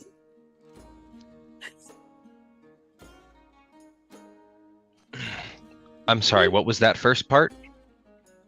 I said hi. Do you have? I know I had a minute earlier. Do you have another? My captain would like to speak with you and with the whole group because we have some things going down. If you have a minute. I think Geoffrey kind of.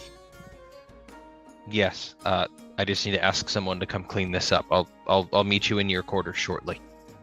Oh, I can help clean it up. It's okay. No, please. You go. I'll get someone else to do it. And he just kind of kicks at the stuff at the ground. Okay.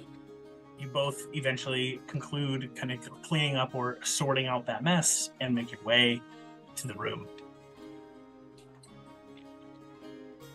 I would say by the time most people have gotten there, Lore has fully covered Jazz up. Lore's not going to sit there and stare at Jazz's dead body while they have a little meeting. So she's fully covered. And Lore's sitting on her bed facing the other way. Sitting on Jasmine's bed facing the other way. Jasmine's right behind Lore. Yeah. Gotcha. Yeah. I think Geoffrey steps in and surveys the three of you in the room. Takes a good look at Jazz under the curtain or under the sheet, and takes the flask that has now been refilled and takes another quick pull from it, and then, or I should say, tries to, and then looks and shakes it and goes, "God damn it!" Then kind of puts it back in his pocket. Holds up the bottle that she acquired and is hasn't disintegrated yet. Hands it over. Well, mine just did so, and takes the bottle and takes a small pull from it and says, Thank you for coming. Thank you for this. Takes it back. We need to have a discussion that can't leave this room. Right. This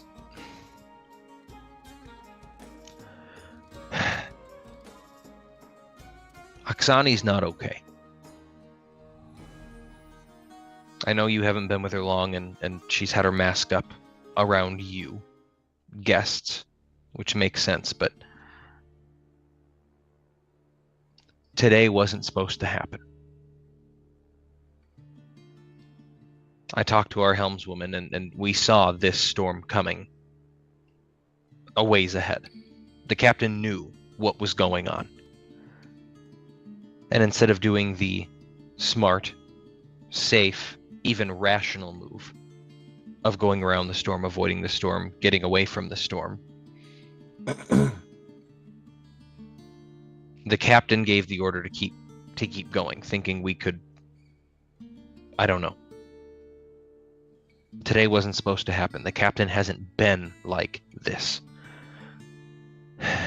I've been trying to convince myself otherwise for a long time. But since Belle disappeared, she's different. I mean, who wouldn't be after losing their kid if their kid turncoats, but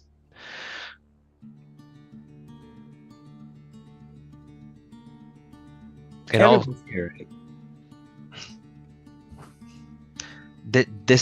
this death does not follow our ship. Oksani does not allow this type of death to follow in the wake of our ship. She never has. And then Belle disappeared. And then Bog died. He was the first. That was his chain I dropped in the offering basket today. You all know Belle to be the first name of the Admiral. Okay, cool. Like, Yeah, never that's Got your back. Got your back. Okay. It's a reveal. Thank you. No, you're totally good. I was just like, is this a big reveal? Does she have another child to do? Yeah, And how, who Ever was since how long has it been? I mean, my dad's been the Admiral of Spelljammer since... Well, I went through most of Spelljammer with my dad being the Admiral. So are you saying she hasn't been like this? She hasn't been right for like a decade? Yes. I Yeah. honestly wish you could have known the captain before Belle was gone. She was everything you heard about her. She was one of the... She actually had liked order. She was the one who was trying to be helpful, trying to make this multiverse a better place, unlike the other dread pirates. Some are worse than others, but Oksani was always different. That's why why everyone, even if they didn't know it, this is why she's been the one in charge. Why everyone secretly looks up to her, why everyone subconsciously looks up to her, because they all knew that she was the one who wanted to make this multiverse, these seas, a better place. And then he disappeared, and then she changed. And you knew something was wrong with her? Leon, New. people change when they lose people. You should know that. You're right, I'm sorry. What I Leon, knew and what I sorry, wanted guys. to believe were very different. And like I told you earlier, Captain Leon, you can't afford to want to believe something too hard. Because if you do, you blind yourself to reality. And then this happens. Okay. Well, that's I heard some things upstairs that might be relevant, but we did also... Should I do the news first, or Leon, do you want to do your thing first?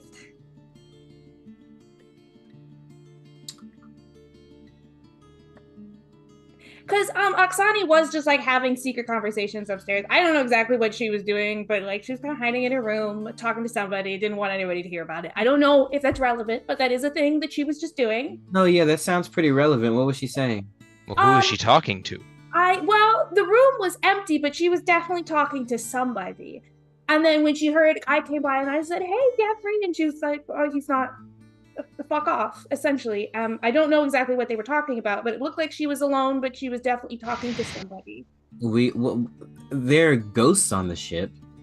There are ghosts on the ship? No, like not in a spooky kind. Well, maybe in a. We're in the ephemeral plane. Is that right? Ethereal. Ethereal plane. Urethral. No, I don't think so, Drizzle. Mhm. No, the ghost plane. I just heard It's something like I from can the still on the hear gray. her voice. She has pushed the past ghost the plane. veil to snark. No, I listen. know she's here. We're in the ethereal plane, and there's ghosts. I was playing cards with a ghost, and it made me think about back at the casino, right? Where before all the shit went down and everything, I won a game with a Solar, and I think he might be able to bring everyone back. You beat a Solar at cards? Yes, he did. I remember that. Yes. It was very Yes, stressful yeah. when I found out. Yeah, you bet our boat. I remember because Jasmine was so upset. Yeah, we bet all of our worldly possessors against each other. I ended up winning, but that's not the important part. The important thing is he owes me now a favor, he said, whenever I called upon him.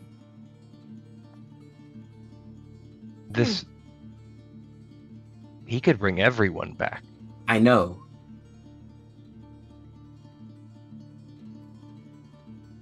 How do we get that done? Not entirely sure on the details. I don't know if I just call his name and he shows up, but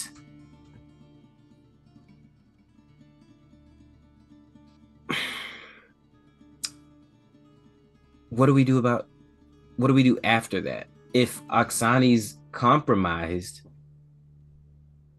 none of us are safe here. It Isn't feels there... a little unfair. Oh. Sorry, Drizzle, what were you gonna say? No, I want to hear what you have to say first because it will inform what I'm going to say. I was just gonna say, doesn't it depend on if she's willing to accept help? She's not a bad captain. She's been sending us out on more dangerous and apparently today suicidal missions and paths to try to get this tablet. She wants this more than anything. No one's saying she's a bad captain, Lore. It's just... I didn't say that either. Hatch wasn't a bad captain either. And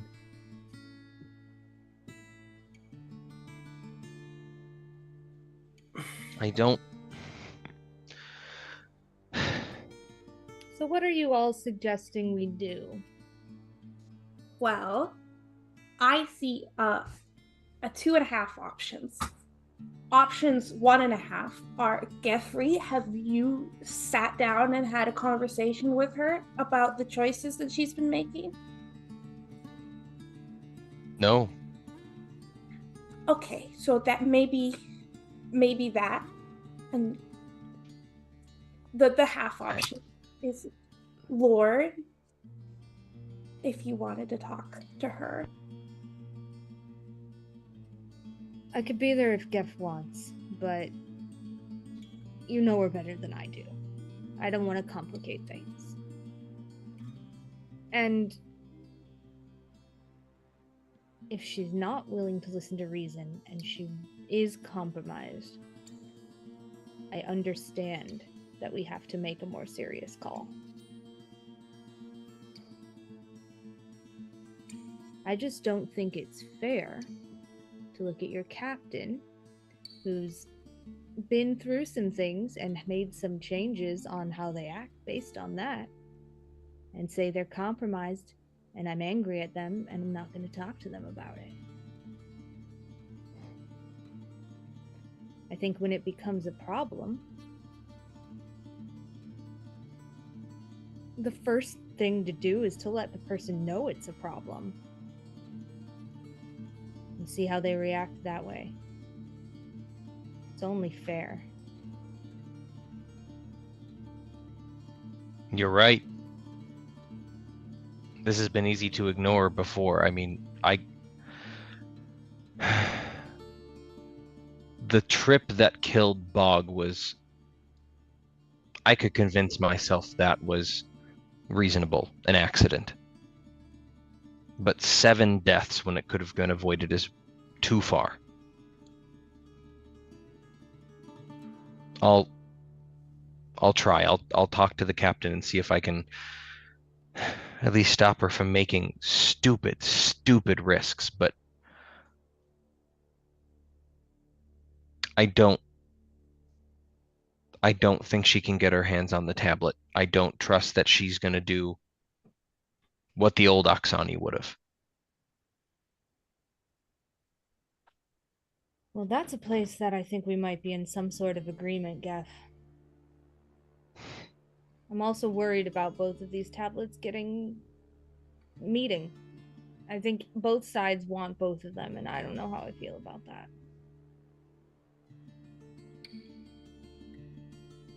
As you all stand there and that statement settles, it does strike you that this conversation is not wholly private, and that you're in your room, which is a curtain in this portion of the ship. Look, they're all at this party upstairs.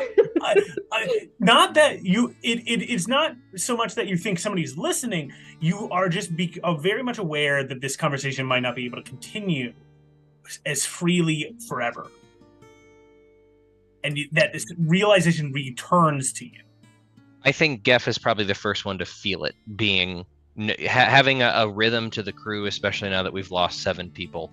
I think he says, "Look, I'll do what I can about the captain, but Captain," and looks at Leon, "figure out what you can do with this solar.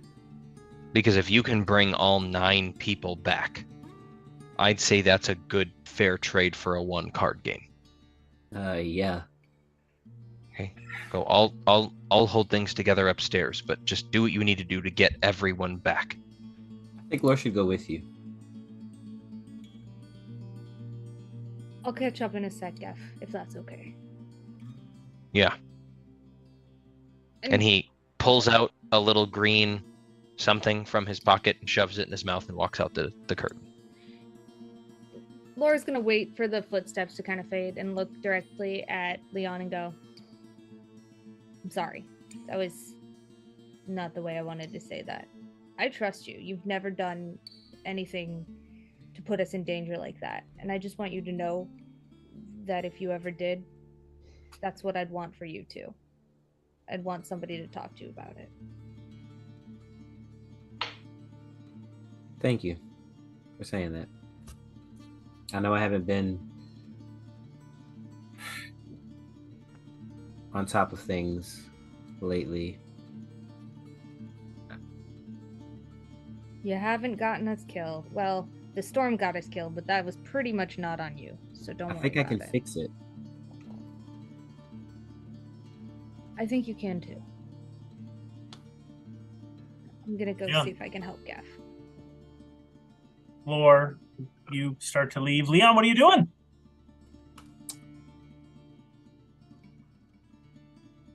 Figuring out how to get my fucking crew back. I guess so. Me and Drizzle are here, and I'm like, so I guess I just call him. Was that spelled out in like the deal? Was it just he said he owes you a favor? Yeah. You recall I mean, I really don't remember. Basically, he just said, like, if you channel towards me, if you call for me, I'll come. Okay. I mean, do we want to do it right? Do we want to do it right? Are we right now? Because then maybe Lore wants to come back downstairs. Maybe we should get everybody down here. I mean, what's the? Is this public? What's the scene? I don't care if it's public or private. I just want it to work. Yeah. No, but it is going to work. Leon, you got it. you feel that if you want, you can just will almost kind of just think of and channel towards Zechariah the Solar, and you can summon him here. The thing is, Leon, I wasn't worried. Because you always know what to do.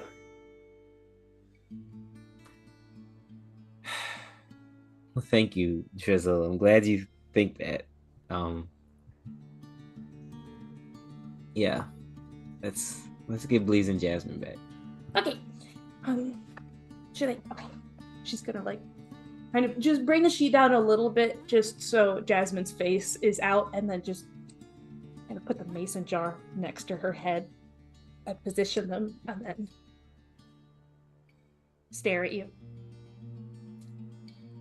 Okay.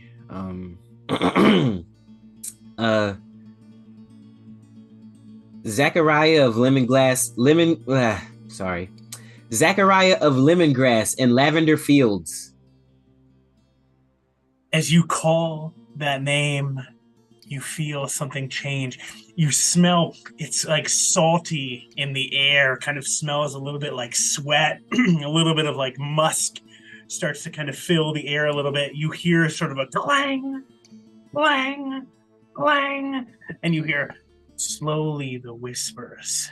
1002, 1003, and then suddenly light fills the room and you hear clang, and standing before you, wings spread wide, partially dark, partially white, you see this towering figure in a lavender pink like tank top with really tight like gym shorts, hefting a like full like bench press barbell, you know, one of those longer bars, just in one arm, and the other is just repping a smaller, like extremely weighty and heavy barbell, fully bald along the head, though you see this halo going around, and you can see he's wearing flip-flops as he's standing there, and the smell is now one of just sweat and odor and BO as you hear him going, 1005, yeah. Oh, what up, man?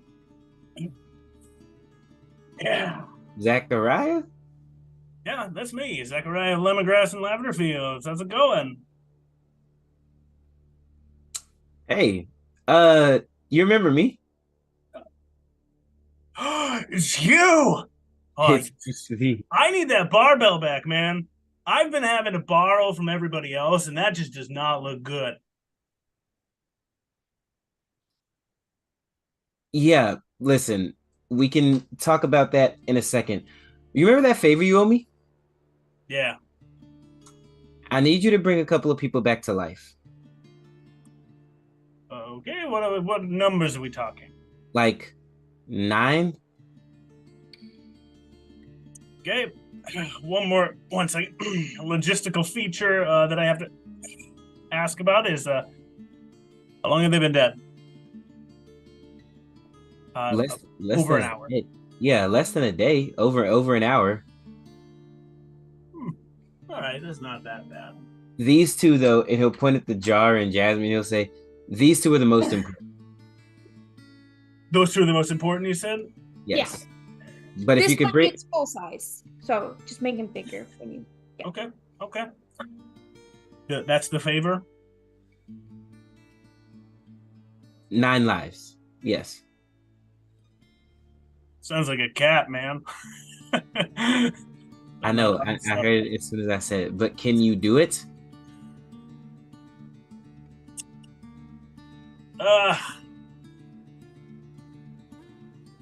Yeah, probably. Okay, great. Bring them all back. You have your barbell back. Really? Yeah, all right. Okay, get my barbell back.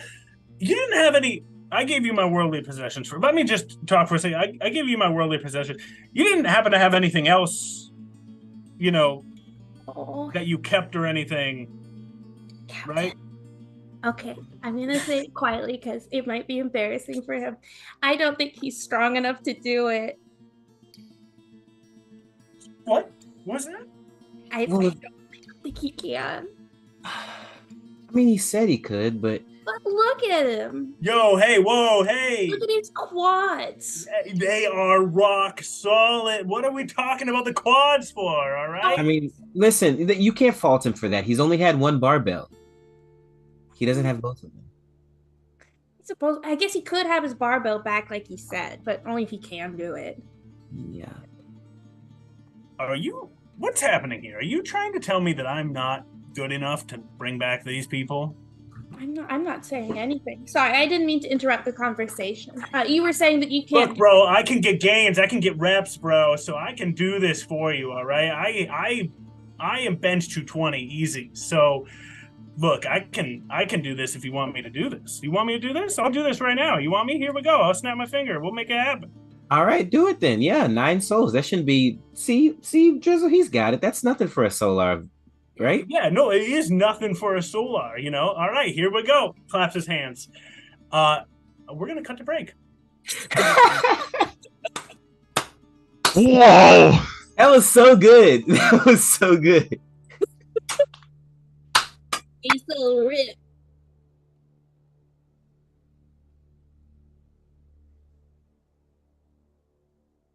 See you later. We're going to break. We'll see you in a couple of minutes.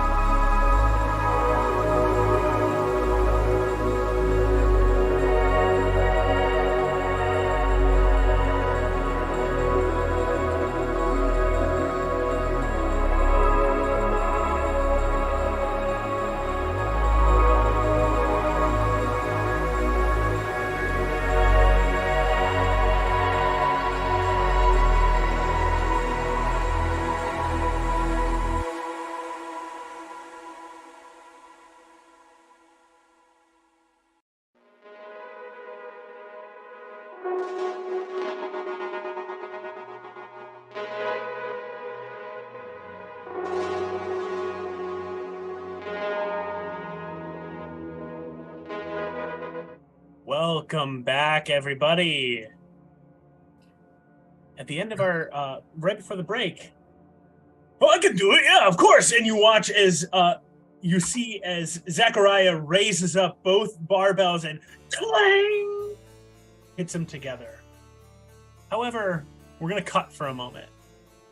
Jasmine. You find your consciousness. You're becoming aware of it. And you are very quickly aware of the fact that you do not have a body.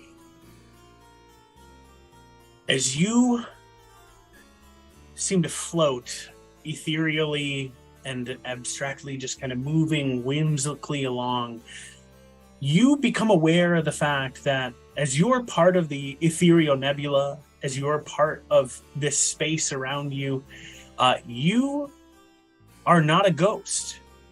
You are just a consciousness and part of the astral sea itself. As you find yourself connected to that sea, you realize just how vast this sea is. You can hear whispers of various psychic energies, of various psychic minds echoing in tandem with your own as they make up the entirety of the sea. And you find yourself floating here. The last thing you recall, Jazz, before this new experience is laying there, your body unable to move as things began to go dark for you. You took a breath and then a final breath. What's going through Jazz's mind in this moment? As she's waking up here with no body,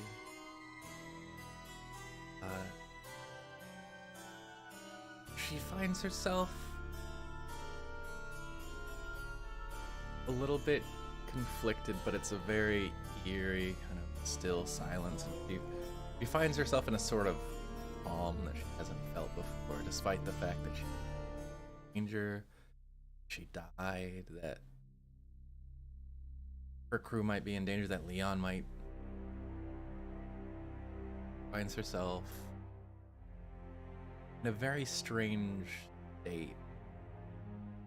Utter calm, like at the bottom of the pool. For all the making up this conscious. As you drift in the astral sea, it's not seeing, but it's awareness of the nebula that you are nearby. You are aware of part of the ethereal plane floating not very far off. You are aware of drifting through that nebula, large bodies of living entities swimming slowly along. You are aware of a non-living entity sitting stationary in that nebula. And moving about that entity, you are aware of other smaller living beings. All of that is nearby. And then as you turn and look past the nebula, you become aware, your consciousness seeming to spread and seep further and further. You are aware of other psychic minds. You are aware of other creatures moving through the astral sea. You are aware of a ripple that pushes through you for a moment. It seems to shift you and go past you and then vanish. You are aware, more attuned to what's happening in this sea itself. What's Jasmine get up to? This is what it's. Reading doesn't really describe it in justice, I don't think.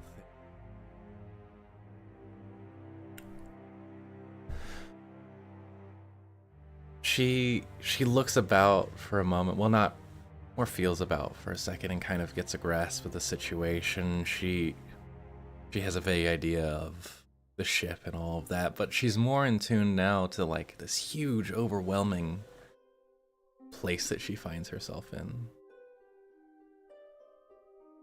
And she'll take a second and kind of get a feel of herself Like, what's going on with her? Like, is this her soul that's floating around, or is it just... You don't know what precisely this is. Even in Jasmine's knowledge and skill, you're not innately aware of what Gotcha. you are. And as you are getting aware, you can hear all the other whispers. Help me. And you can hear other whispers of joy and care, of concern. And then you bear witness to 7 new voices joining the conversation. You become aware of them saying, I failed the crew. Am I dead? Look out! You hear these different whispers as you were sensing them joining the sea itself. And then you hear a singular voice. Hello? And unlike the others, this seems directed.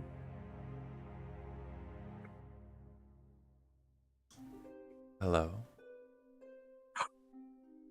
You can hear me? You and several others? Oh. And who are you?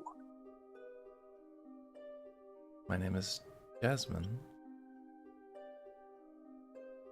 How about yourself? I don't have a name. Not in the way that maybe you create them. But you can call me whatever you would like. She'll think about that for a second and then kind of... Is there a point where this is coming from? Or is it just... You don't know. The sea is vast and deep.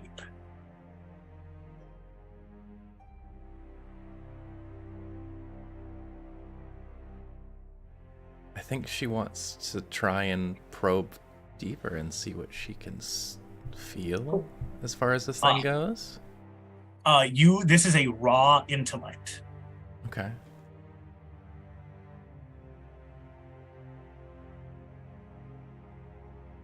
It's an 18. Cool.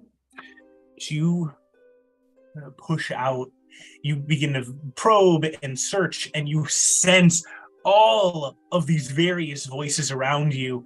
You sense even further beyond this little nebula, you sense soon as you push and push, some sort of strange kind of almost like roiling of the sea for a moment, and then you feel what you're kind of putting together might be the wild space and the plane of existence. Not too far away, but distance is irrelevant to you. The sea itself is so vast and wide that distance, you are having a hard time conceptualizing just how close or far that is. And as you continue to push, you see how deep the astral sea is. It expands endlessly. And yet, even with an 18, you only catch the fleeting sensation or understanding of whatever it is that might be speaking to you, as if it is leaving you every time you get close. So what are you then, if you don't have a name? I am something old and something free. I can imagine being without a body being very freeing now that I'm experiencing it myself.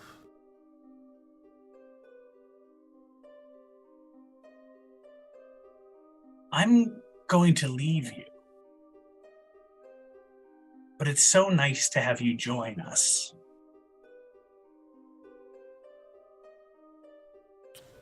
And why would you do that? You'll be here for a long time, I'm sure. We'll meet again. Oh, okay. if you say so.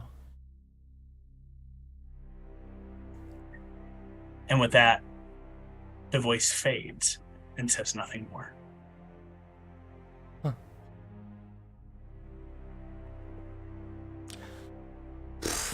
Not that, like, she would know what an elder brain is when you're talking to one.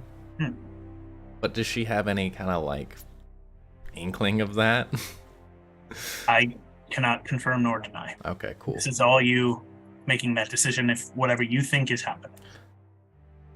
Well, I mean, there's so many elder brain things happening. That's a vague suspicion, but didn't seem hostile at least, so that's interesting.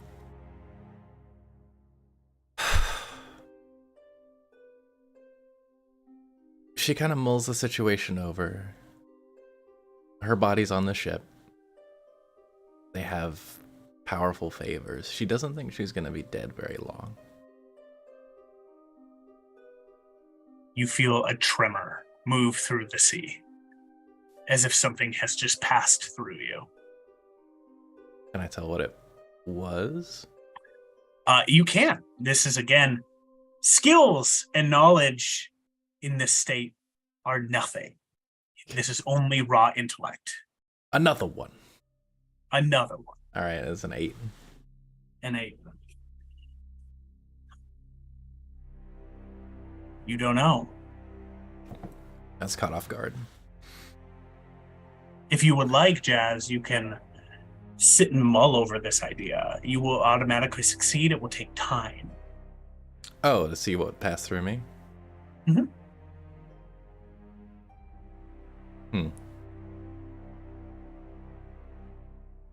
But time's kind of weird for me, isn't it? It's just going to take time. Yep.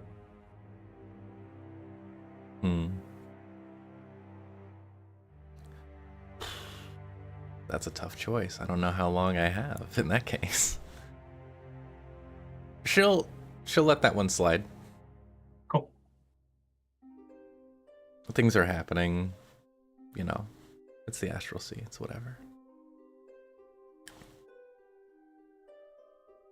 She does want to start seeing what she can do with the weave, though, cool. in this state. And she wants to see if she can still mess with it in this state. Cool. You are sitting there. A little bit of time passes as you start to think about, okay, what am I going to do and how am I going to work with the weave? And then you start to, again, seeing is not what it is, but you're becoming aware of every little strand and thread of the weave that you are part of currently. You can see how they expand and extend endlessly. You can see that each thread of the weave is multicolored, if you could call it that, radiant and ever-changing. At times you sense like coldness, even intellectually, of what you can tell is necromantic energy. Other times it feels comforting and warm, as if through the school of abjuration. You see these things constantly shifting, and you can see them all laid out in front of you. Being a purely psychic being, do I have strands too now? You think so? She's going to try something that she didn't think she would ever get the chance to try. She's going to try and attach her strands to the necromantic ones. Okay. Make an intelligence check. Sure. While you're making that check, can I make a complaint? There's nothing that scares me more than the specific tone of voice that Jake uses when he goes, okay. There's just something about it. Well, you're going to die. I hope you're happy with your decision. Did people throw me luck earlier? You do. I do believe you have a luck, Mac. I think have at least everybody one, a luck. yeah. Cool. Thank you, Mac, for throwing that out, even though I had a skull over my picture and I wasn't here. Appreciate that. Oh my. I hate D&D Beyond so much. That's an 8. 8? Okay. Jazz, it's not instantaneous. As you are working, you're new to what's going on here. You've never been in this place before, and you sense as you slowly start to weave your strings into the rest of the strings, you can almost sense the smell of salt in the air for a moment. And as your strings wrap into the weave itself, you begin to tie them. And what is Jazz trying to do at this moment? She wants to make the biggest phylactery ever. The most ethereal, the most magical, the most intense, I guess, would be a good word. Phylactery. This is taking time, and with that check, you've managed now to sort of cling to the strands that you are thinking are necromantic. The very familiar ones. As you are clinging to them, you feel another sort of wave push through you, and you watch as strands of the weave stretch, fray, then snap. What the hell was that? And you have to reconnect yourself. So double knot next time. Okay. Can I try and see what that one was? You can, quick? Yeah. Or will it be a long one? Okay. Come on, D&D Beyond. It was almost a nat 20, but it's a 13. 13? Yeah. You still don't know, Jazz. Fuck. Jazz, you now have a choice. Would you like to try to figure out what's going on with those waves, or do you want to spend your time trying to bind yourself as you were currently doing? She's gonna keep working on binding herself. She doesn't know how much longer she has here. She has good faith that something's gonna bring her back. Jazz, you continue to work on the strands, the weaves, trying to bind your essence, your mind into them for a moment. You have your goal and your ambitions. This is hard. And you see a moment here as your strings are binding themselves into these necromantic ones, that the waves keep coming and knocking you a little loose, but you keep going, and you knock again, and you keep going. And at one point, Jazz, you think that you are at the moment that you can do this. I will require you a die roll, and it is raw intelligence. And as Jazz, you see this moment, this opportunity, you know that how hard this is going to be. You become aware of its difficulty. And you need to beat a DC 20. Man, I would love some more luck in the chat. Be appreciated. But, okay. D&D Beyond. Bitch. Alright. That one's gonna be a 16. Okay. Oh, I got a luck. Oh, all right. Quad is giving a luck. Thank you, Quad. I appreciate that. 16 is what we're going with. 16, you try to bind yourself, and then suddenly you feel the tremor again, seeming to like stretch across the entirety of the astral sea, and you feel yourself jostle loose. And then you become aware of one other sensation. You become aware of what's below and beneath you. I'm back. How's it going? Just figuring things out. Seems like you're having a little bit of difficulty. I can help. I've been here for a long time.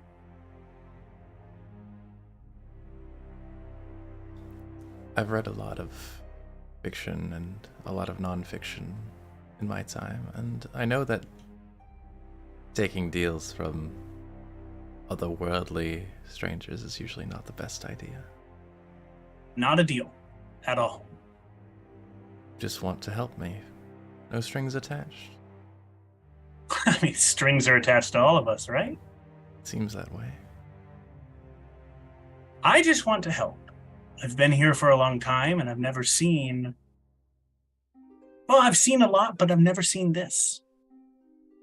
I'm curious. You know what they say for science. Curious that you would know that. Fine, you can assist me if you'd like. Okay. Your next check is with a +10. Maybe I should As have you saved that feel, luck. as you feel, Jasmine, something come up near you. Again, It's Quad continuing to try to help you. Quad is giving it again. No, I'm saying that Oh. intelligence floating through space. Oh, nice. Yeah, it's Quad again.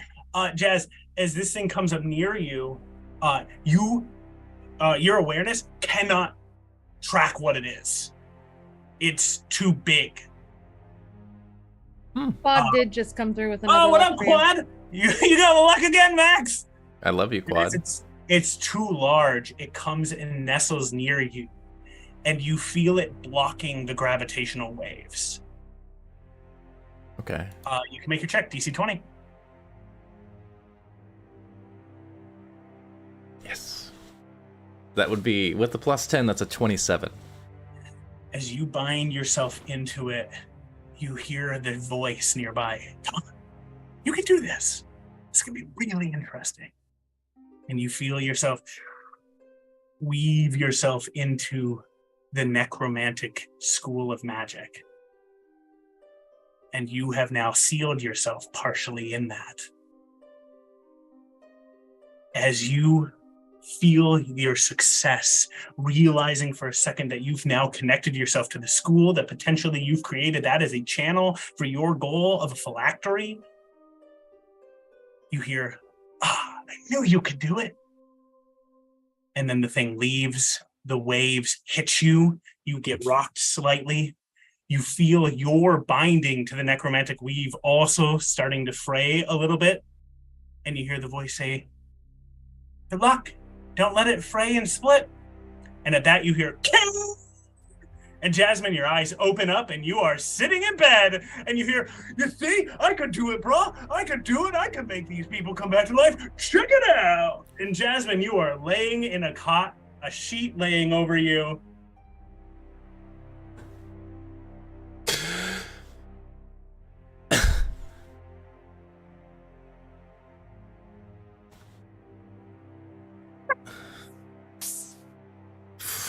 That was more jarring than I expected. Yo, so the rest of your people that you asked for, I brought them back, right? I can do that sort of stuff. It's no problem. It's easy for me. Look at me, you know?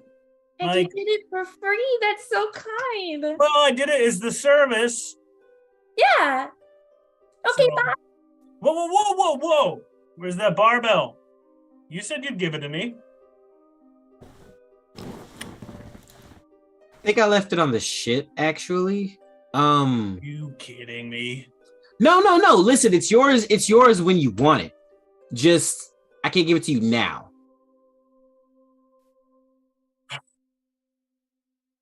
You watch as Zachariah of Lemongrass and Lavender Fields strides up to you, Leon. I'm Hey, gonna man. want that back, man. And you'll get it. Yo, I need that back sooner than later. I got the Swolar competition coming up, and I need my bells, man. I need to be repping. Right. No, absolutely. You got it. Got to get your pump on. I feel you. Yeah. I can't keep borrowing from other people. Okay, look, how about when I can get you the barbell, I'll just call you again. And then you can come down and pick it up and be on your way. Hey, yo, that sounds good. Actually, you know what? And you watch this, he kind of pats his tank top and his shorts. 1 second. And then reaches down and seems to kind of pull from under one of his flip-flops, almost like in an extra dimensional space. He pulls out tickets. Mm-hmm. Come to the competition. Be good to have you. That way I can explain where all my stuff is gone, that you all had it. Hey, to be fair, I did win it fair and square off of you. I mean, fair and square, sure, yeah, but I mean, mean. So. Listen, Zach. Can I call you Zach? Uh, Thank you. No. No? All right. Zachariah. Thank you. Thank you. I mean it. These guys mean the world to me. Yo, man, no problem. Hang loose, right? Like, sometimes we die. We figure it out.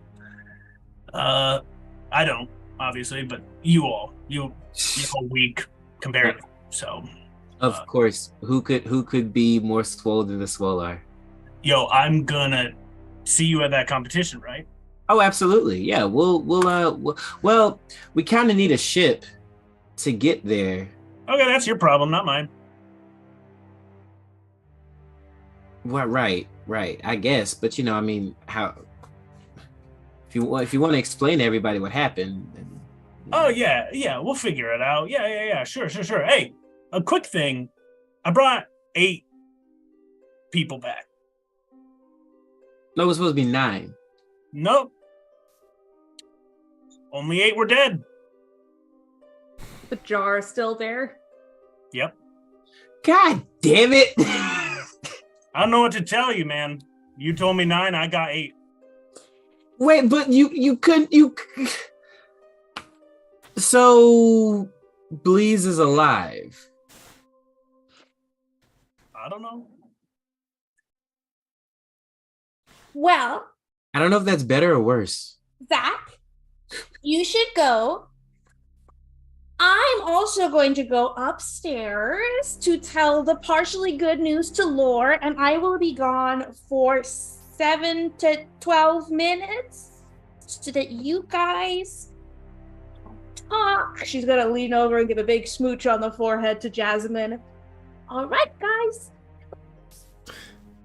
I'm also gonna jet. I'm gonna go get my reps. I can't wait to get that barbell back. If you find it, right? If you can lift it, kudos to you, man. Like it's made for me, so you got to be pretty damn strong to be able to lift that thing. But I'll catch you around later. So glad to get this weight off my chest. Also, if you find it in my other personal belongings, make sure you give those back to me. I'd really appreciate it, right? Right. Quid pro quo. I've done a service for you. You can. Okay, so when you said you were gonna jet, you meant you'd be here for another half an hour? Nope, I'm out of here. See you later. Bye.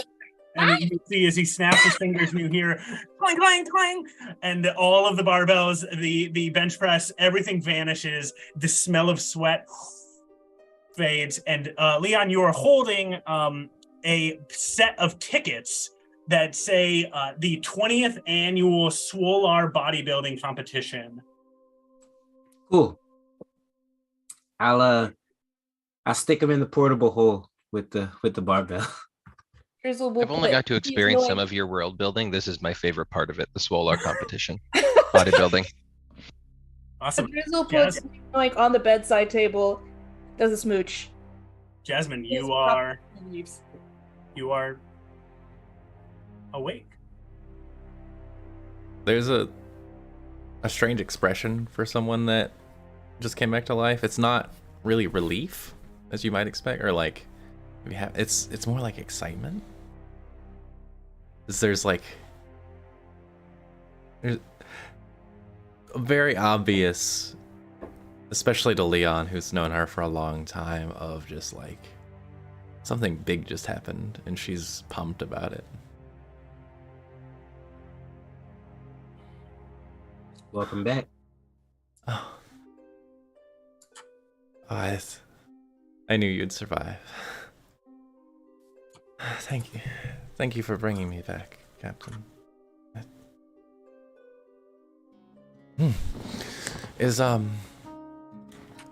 He said 8. Does that mean anything? It means that Bleeznoik is still alive. We thought we lost him too. He went overboard. So into the astral sea? Yeah. Hey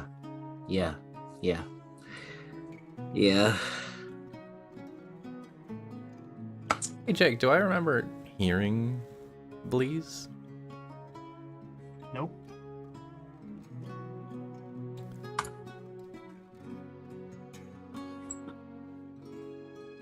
So I don't know. I don't know if that's better or worse. I mean, I'm glad he's still alive, but we took the tracker out of his back. We don't know. We have no way of. Can you scry him? I mean, how do we find him? If I had the resources to learn that spell, then sure, I could.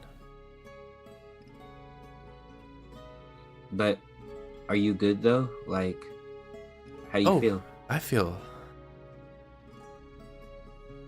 think I did something very exciting. While you were dead? Yes. You know, that honestly shouldn't surprise me very much. That's like your whole shit, isn't it? At any rate, yeah. We should try and see if we can find him. Maybe the cleric has a scry already ready.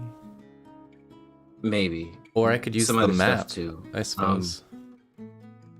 And I'll fill Jazz in on like what's happened in the last like few hours and you know, the stuff with of how Lord Geoffrey are going to talk to Oksani and just get her up to speed. As you get Jasmine up to speed, we're going to cut to Geoffrey and Lore.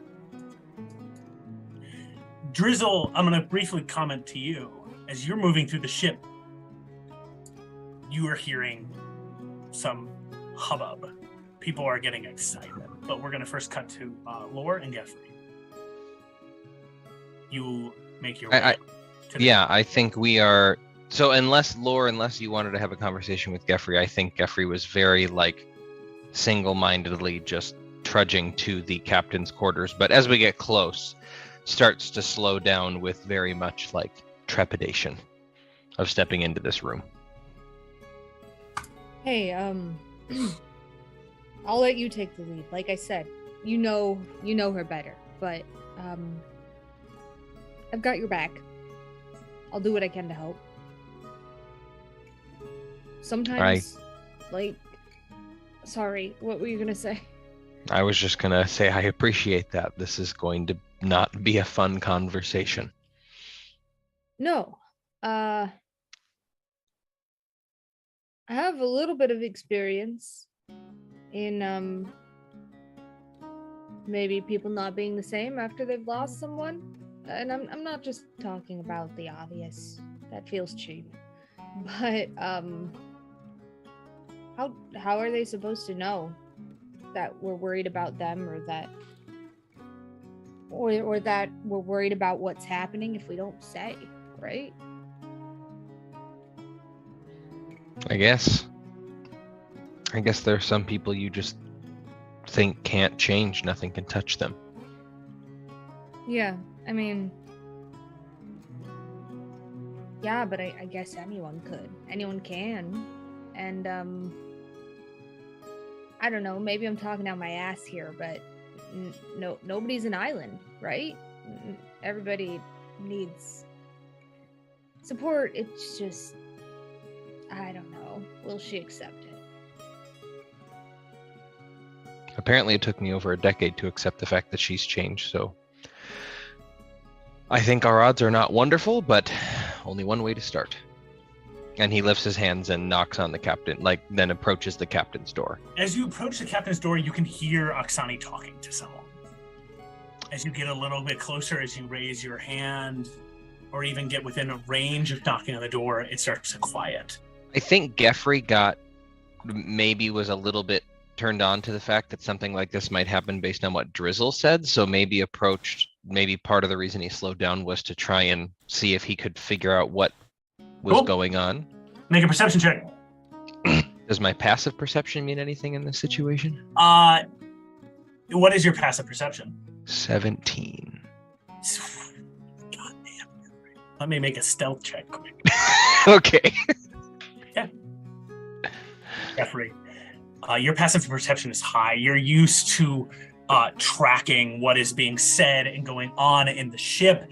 As you draw close to the door, you can hear Oksani's voice saying, "Yes, but if I just have one of them, do you think it's going to work, or am I going to need both?" And that's all you hear, and then it silences. And you hear, "Come in!" He opens the door. Captain? You open the door. Quick shout out to Casters and Castles. Oh, what up, Casters Raiding Castles? Party of 31. Hey, guys! As you open the door, Geoffrey, you stride in, seeing Captain Oksani sitting there in her wheelchair as she looks across the desk. There's no one else in the room. Lore, you are behind Geoffrey here. And Oksani says, "Come in, have a seat. What do you want? What do we need to do? How's it going, Geoffrey? Is the ship all right?" As good as can be expected. I heard some ruckus as I was coming up here. I think I might actually know what's going on, but Captain, I think we need to talk. Okay. About what? And I think this is when he actually pulls up the chair and sits down and out of habit puts his hand on the gun strapped on his chest and starts fiddling with the hammer. Says, "Captain, I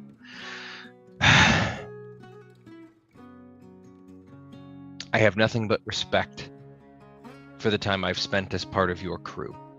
You have proven yourself to be a capable, caring captain. But something changed when Belle left.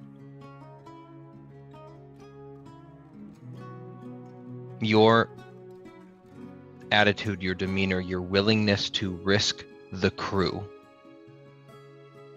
that threshold changed. Now I can try to put myself in your shoes, but without a son, without a daughter, I don't know what it's like when someone leaves. And I would never think to challenge or comment on what you feel is necessary to get your son back. But what's been going on has cost us 8 crew lives. And 2 of those not of our crew, of another respectful, good crew. I talked to Val. You knew the storm was there and you told her to go through it instead of around it.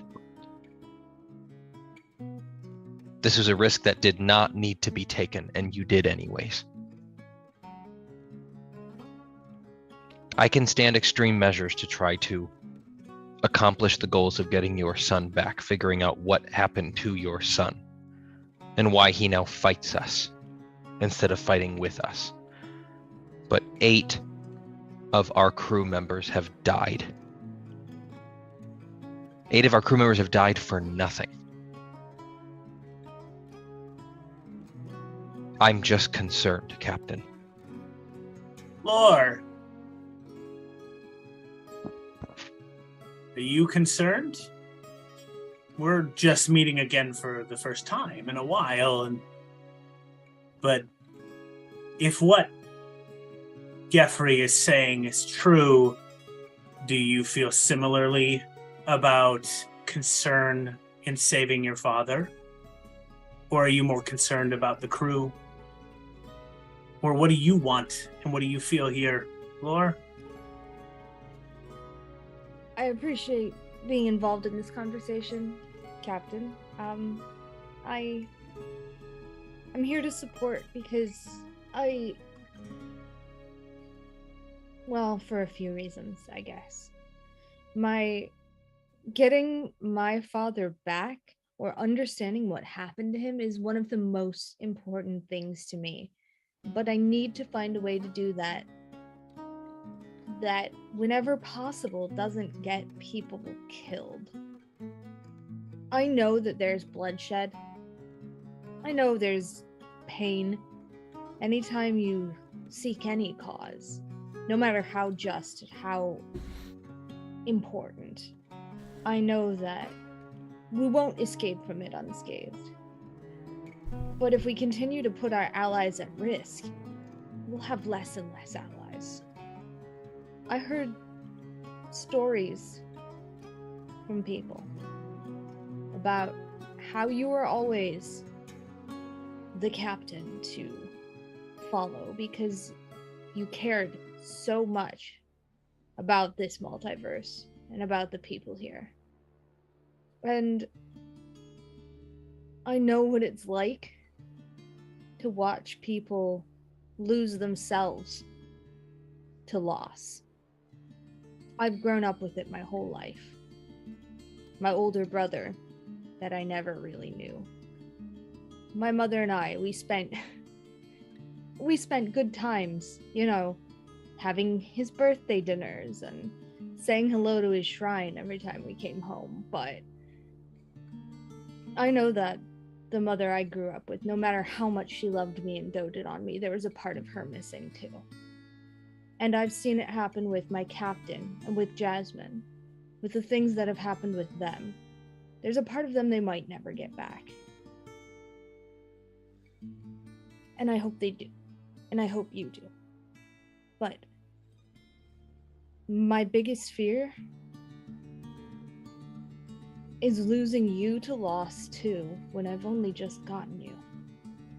I've only just gotten this connection. And maybe we don't have long. But I'm here. I'm here. I'm here to help. And I want to know what happened to my father as well. And I will support that. Make an insight check, both of you.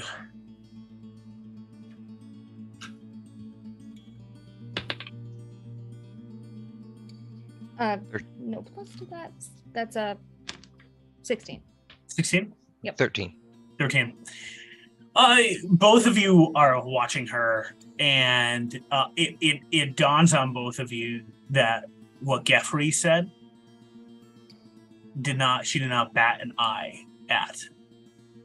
But Laura, when you say your final line about you don't want to lose her after just getting her again, you see the pain internally that sort of comes in boiling to the surface of her face for but a second before it disappears.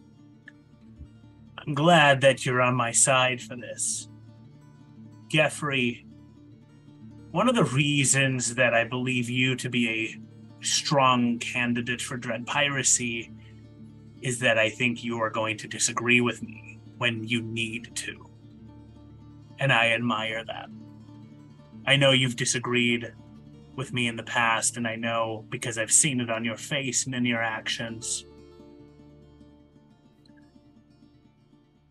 But I don't know how else to put this. I will not stop until I have vengeance for what happened to my son. And the crew can make its choice if it would like to stay with me or not. But I will do this my way. And Geoffrey, I know we disagree on this, that there have been unnecessary risks.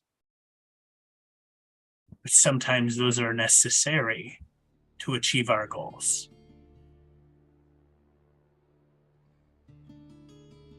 This is what I believe. Sorry if I'm speaking out of turn, but I'd like to understand why we went through the solar storm. Going through the solar storm cut our travel time to the elemental plane of water in half. We are now much closer to the plane, which allows you all to get there faster and allows you to complete your task. That is why I did it.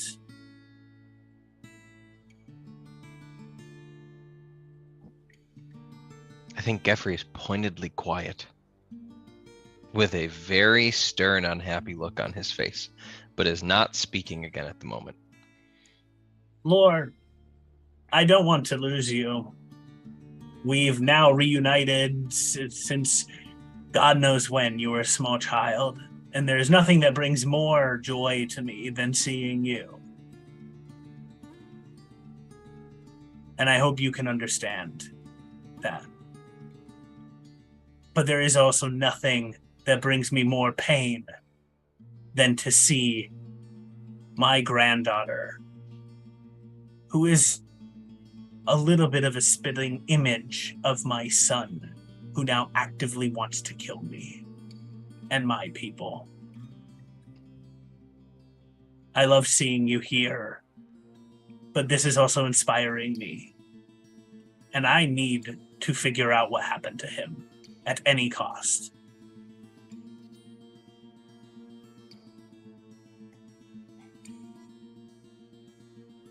I need to figure it out too. I think it's only time will tell if that means that our paths intertwine or simply coexist. But we need answers. I agree. Remains to be seen. If we will coexist or intertwine, I like that. I hope you find a path worth walking upon that might not be the same as mine. I think I have. And as you are saying this, you all hear, "Oh my God, they're back! Captain! Captain! They're back!" And you see the door opens, and you see as one of the crewmates, Val, the helmswoman, is standing there pointing back, and you see all 7 of the Prometheus crew standing upon the deck. And everyone begins to cheer on deck and celebrate their arrival. As you hear that, you hear Oksani say behind you, "You see, Geoffrey, sometimes risks are worth taking, and things will turn out well at the end." I think Geoffrey, having turned to look at the crew, was smiling and then hears that and gets very... I think if anyone could see his face would drop considerably, not in sadness, but in, I don't know, almost anger, like in frustration. But he very quickly tries to put a mask on as he turns around and just gives a little head bow and says, "Of course, Captain." I look forward to your dread piracy candidacy. I think you and Leon will play well against each other. Lore, I hope we will interact again on our shared mission, or in whatever mission you decide to take on. I hope for the best. But please think about what I said. I will. Thanks. You both can depart if you'd like. Yeah, Yeah. I think Geoffrey mumbles something about like he will not mumbles. He states like we'll continue on. Like I'll get us in the right heading. You know, I'll take care of it, and goes to go do what he does best and run the ship. We will continue on. Yes. And as you both leave, you hear as the door starts to shut. Tell me again. Repeat to me again as she begins to talk to someone. But the door shuts and goes quiet. Leon and Jazz and Drizzle. Drizzle has left. There is something that Drizzle would like to do, but Okay. but Yeah. we don't have to do that right now. No, what do you got? She's gonna go find Franklin.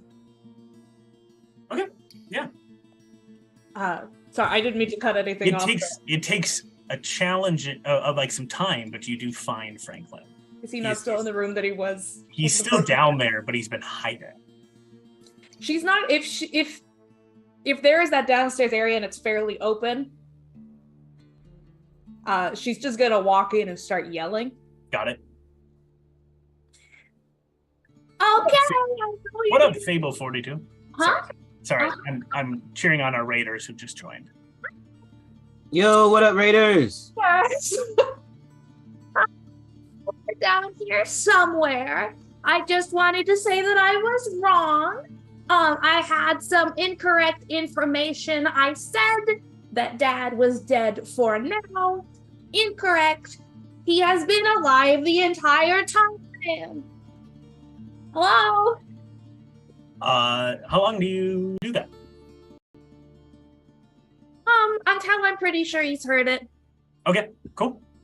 We're celebrating up on the deck because everyone else is now like healed and having a nice time. I realize that this is scary and everything and that there's a lot going on, but I want you to know everything that I know.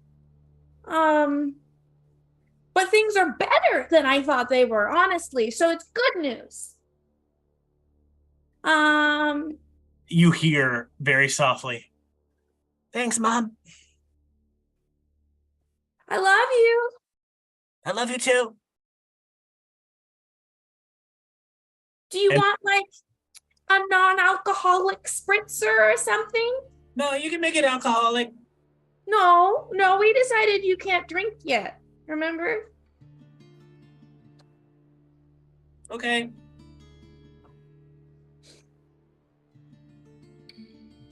And he doesn't say anything more to you.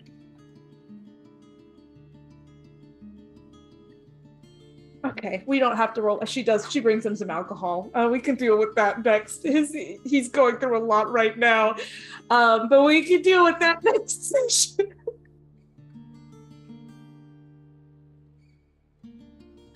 Right? Everybody but Geffrey.